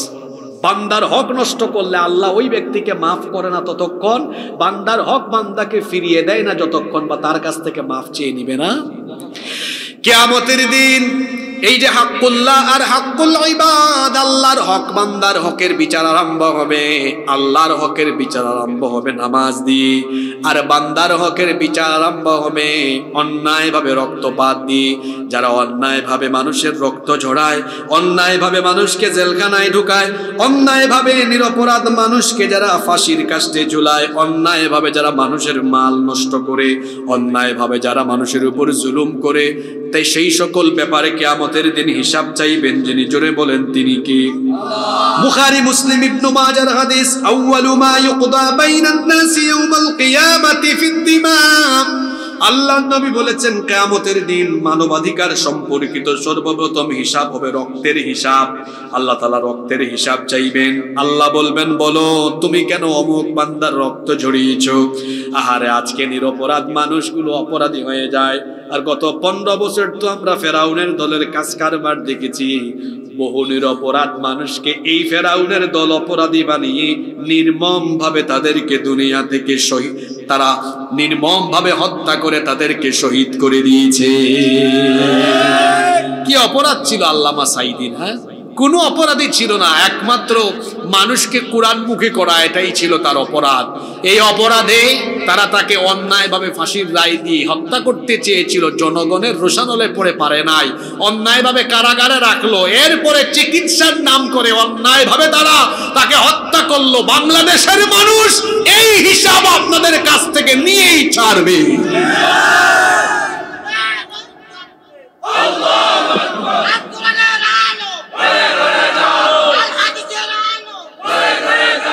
সম্মানিত ভাইয়েরা, আমি আসলে আপনাদেরকে স্লোগান দেওয়ানোর জন্য আর মাঠ গরম করার জন্য কথাগুলো বলছি। মাঠ গরম করে কি হবে? কথাগুলো বুঝতে হবে। কোন মানুষের হক নষ্ট করা যাবে না, নষ্ট করা সাবধান হতে হবে। আল্লাহ তৌফিক দেন। অনেক কষ্ট হয়েছে, আমি আপনাদেরকে আর একটা পয়েন্ট বলে আপনাদেরকে নিয়ে মোনাজাত করব। কেউ উঠবেন? হয়তো বড় জোর আমি 5 মিনিট নিব। কয়টা কবিরা গুনাহ বলছি, কথা বলছি? 1, ভুলে গেছেন না? আল্লাহর সাথে 2, পিতামাতার অবাধ্য হওয়া। 3, নামাজ ছেড়ে দেওয়া। 4, অন্যায়ভাবে মানুষের হক নষ্ট করা। 5, জিনা, ব্যভিচার, পরকীয়ায় লিপ্ত হওয়া। এটা আরেকটা কবিরা গুনাহ। এই রোগ আমাদের সমাজে একদম নাই গো। জি, জিনা হলো একটা মারাত্মক গুনাহ। এজন্য আল্লাহ তাআলা বলছেন, ওয়ালা ইয়াজনুনা ওয়া মান ইয়াফআল যালিকা ইয়ালকা আসামা। জিনা করো না, কারণ এটা হলো অত্যন্ত মারাত্মক অপরাধ। ইউদাআফু লাহুল আযাবু ইয়াউমাল কিয়ামাহ। এটা যারা করবে কিয়ামতের দিন তারা দ্বিগুণ শাস্তি পাবে। ওয়া ইয়াখলুদু ফীহি মুহানা, এবং সেখানে তাদেরকে চিরস্থায়ীভাবে লাঞ্ছিত করা হবে। আজ আমার দেশের যুব সমাজ, কথা শুনতেছেন? একটা মারাত্মক হাদিস শোনাবো, কলিজা কেঁপে উঠবে ভয়ের চোটে। আজ আমার সমাজের অনেক যুবক নীরবে নীরবে হারাম গুনাহে লিপ্ত। গোপন গুনাহ, এটা বড় মারাত্মক গুনাহ। কি বললাম বলেন তো কথাটা? গোপন গুনাহ। কি গুনাহ বলেছি? গোপনে গোপনে গুনাহ করে এমন মানুষ বহু আমাদের সমাজে আছে না নাই? গোপন গুনাহ বড় মারাত্মক গুনাহ, আর গোপন গুনাহের আকর্ষণীয় উপাদানের নাম হলো এই মোবাইল। এটা বড় আকর্ষণীয় উপাদান, গুনাহের বড় চমৎকার আকর্ষণীয় উপাদান। আল্লাহর নবী বলেছেন কিয়ামতের ময়দানে এমন বহু ব্যক্তি নেক আমল নিয়ে দাঁড়াবে। তিহামার শুভ্র পর্বতমালার কথা নবীজি হাদিসে বলেছেন। আল্লাহর নবী বলেছেন তিহামার শুভ্র পর্বতমালার মতো, সাদা পর্বতমালার মতো পর্বতের সমান নেকি নিয়ে কোন যুবক হাজির হবে, কোন বান্দা হাজির হবে, কিন্তু এক মুহূর্তেই তার সকল আমল বালু হয়ে উড়ে যাবে। জিজ্ঞেস করা হলো ওই ব্যক্তিটি কে? আল্লাহর নবী বললেন এই হলো সেই ব্যক্তি যে ব্যক্তি প্রকাশ্যে ভালো কাজ করে, কিন্তু একাকী নীরবে নিভৃতে যখন যায় তখন সে হারাম বা গোপন গুনাহ করে। আর এই গুনাহে লিপ্ত বেশি যুবক। এখন তো গুনাহের বহুত উপাদান আছে, Facebook, Messenger, WhatsApp, Instagram, TikTok, আরো কত জানি কত কি বের হয়েছে এখন। এগুলোতে দেখা যায় জরিনা সকিনারে খোঁচায়, জরিনা সকিনা খুঁজে ওখানে জিনা করে, জিনার উপাদানে সে আচ্ছাদিত হয়ে তার এই ভরা যৌবনটাকে সে নষ্ট করে ফেলতেছে। জিনার সাথে লিপ্ত থেকে তার চেহারার অবস্থা দেখেন আমার বড় মায়া লাগে। যুবকের চেহারা দেখলে আমার বড় মায়া লাগে। বুড়া মানুষের চাইতেও তার চেহারা বড় খারাপ। তার চেহারায় থাকার কথা ছিল যৌবন আর তারুণ্যের লাবণ্য, স্মার্টনেস থাকার কথা ছিল, কারণ যৌবন বয়সে মানুষের চেহারায় একটা লাবণ্য থাকে। কিন্তু গুনাহে লিপ্ত থাকলে পরে এই লাবণ্য যিনি কেড়ে নেন তিনি কি? তার গালের গুস্ত হাড্ডির চিপার ভিতরে ঢুকে গেছে, তার পুরা মুখে ব্রণ উঠে গেছে। উঠবে না কেন? কত রাত ৩টা-৪টা পর্যন্ত মোবাইলে তাহাজ্জুদ পড়ে। আপনারা হাসেন কেন? এগুলো বাস্তব কথা না অবাস্তব কথা? এখানে কয়েকজন যুবকের চেহারা দেখা যাচ্ছে কত সুন্দর। শরীফ ভাইয়ের দিকে তাকান, দেখছেন? ওরা আমলদার মানুষ আমি দেখেছি। রাতের বেলা মোবাইলে তাহাজ্জুদ নয়, রহমানের বান্দাদের পরিচয় হলো ওয়াইবাদুর রহমানিল্লাযীনা ইয়ামশুনা আলাল আরদি হাওনা ওয়া ইযা খাতাবাহুমুল জাহিলুনা ক্বালু সালামা ওয়াল্লাযীনা ইয়াবিতুনা লিরাব্বিহিম সুজদান ওয়া কিয়ামা। রহমানের বান্দা তো তারা রাতের বেলা মোবাইল নয়, রুকু আর সাজদা করে করে করে করে রাত কাটিয়ে দেয় যারা, রহমানের প্রিয় বান্দা হলো তারা।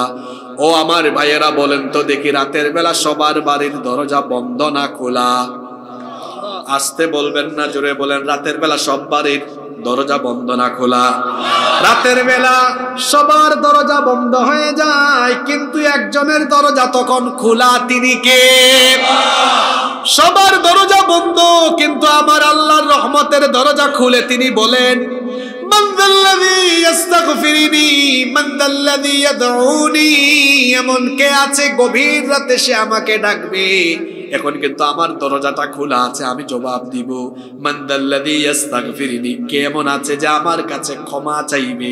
তোমার গুনাহ আর কত। হাদিসে কুদসিতে আল্লাহ বলেছেন ইয়া আদম লাউ বালাগাত যুনুবুকা আনানাস সামাই সুম্মা ইস্তাগফারতানি গফারতু লাক। তোমার গুনাহ যদি আকাশের উচ্চতায় পৌঁছে যায়, তুমি যদি অনুতপ্ত হয়ে আমার রহমতের দুয়ারের সামনে আসো, তাহলে শোনো আমিও আকাশের সমপরিমাণ দয়া নিয়ে হাজির হয়ে সব গুনাহ তোমার মাফ করে দিব। রাতের বেলা হলো গুনাহ মাফের টাইম।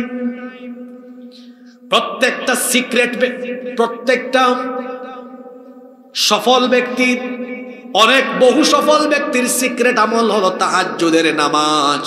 নবীজিকে মা আয়েশা রাদিয়াল্লাহু আনহা জিজ্ঞেস করলেন, আপনি যে রাতের বেলা এতক্ষণ দাঁড়ান, হাত্তা তানফাতারা কদামা, আল্লাহ নবীর পা দুইটা ফুলে যেত। আল্লাহু আকবার।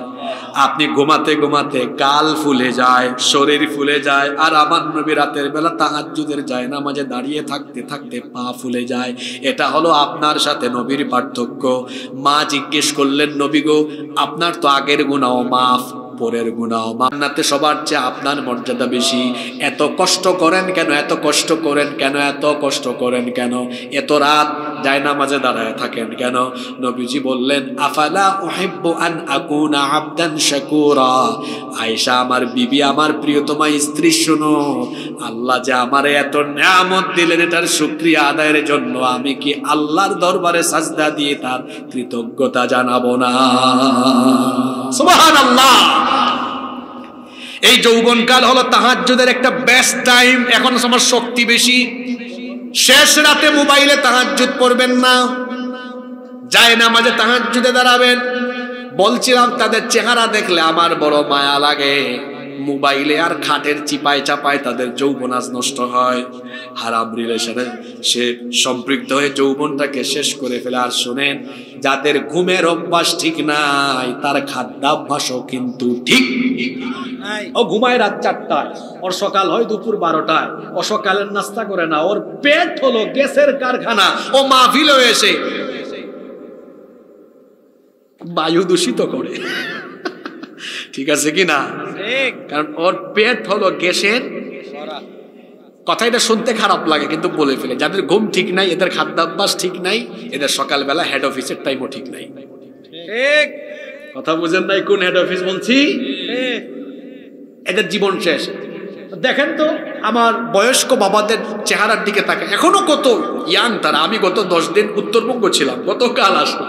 আরে বাপরে বাপ, 80-90 বছরের যুবক বাবারা, যে পরিমাণ ফিজিক্যাল এনার্জি এখনো তাদের। কেন জানেন? এই যে আমার এই বাপকে জিজ্ঞেস করেন, আমাদের মতো জোয়ান তখন যারা ছিলেন, তারা যখন ছিলেন রাত 8টা-9টা বড় জোর কষ্ট করে 10টা পর্যন্ত তারা থাকছেন। পরে কাম নাই তো তাদের, কি করবেন আর কতক্ষণ গল্প করবেন? টিভি নাই, এই টিভি নাই, মোবাইল নাই, ইন্টারনেট নাই, ওয়াইফাই নাই, রাতের বেলা জেগে থাকার কোনো উপাদান। আর এখন আছে না নাই? রাত বাজে কয়টা? 3টা 4টা। এই জন্য বেশিরভাগের চেহারা সুরত নষ্ট হয়ে যাচ্ছে। কি যুবক ভাইয়েরা কষ্ট পাইছেন আমার কথা? এটা বন্ধ করেন। মোবাইলের অপব্যবহার থামা। এই বয়সটা আপনাদের এমন। আল্লাহ রসুল কত মহব্বত করেন আপনাদেরকে। আল্লাহ রসুল কি বলে গিয়েছেন আপনাদেরকে শুনেন। হাদিসটা বুখারীতে আছে, মুসলিমেও আছে। মাইয়াদমানলি মা বাইনা লাহইহি ওয়া রিজলাইহি আদমানু লাহুল জান্নাহ। যে যুবক তার দু চোয়ালের মধ্যবর্তী জায়গা অর্থাৎ জিহ্বা, দু উরুর মধ্যবর্তী জায়গা লজ্জাস্থান, এটির হেফাজত যারা করবে, লজ্জাস্থানের অপব্যবহার অর্থাৎ হারাম সম্পর্ক থেকে বেঁচে যারা নিজের চরিত্র ঠিক রাখবে, আমি রসুল বললাম আমি কিয়ামতের ময়দানে তার জন্য আমি নিজে জান্নাতের জিম্মাদার হব। টেনশন আছে যুবকদের? টেনশন আছে?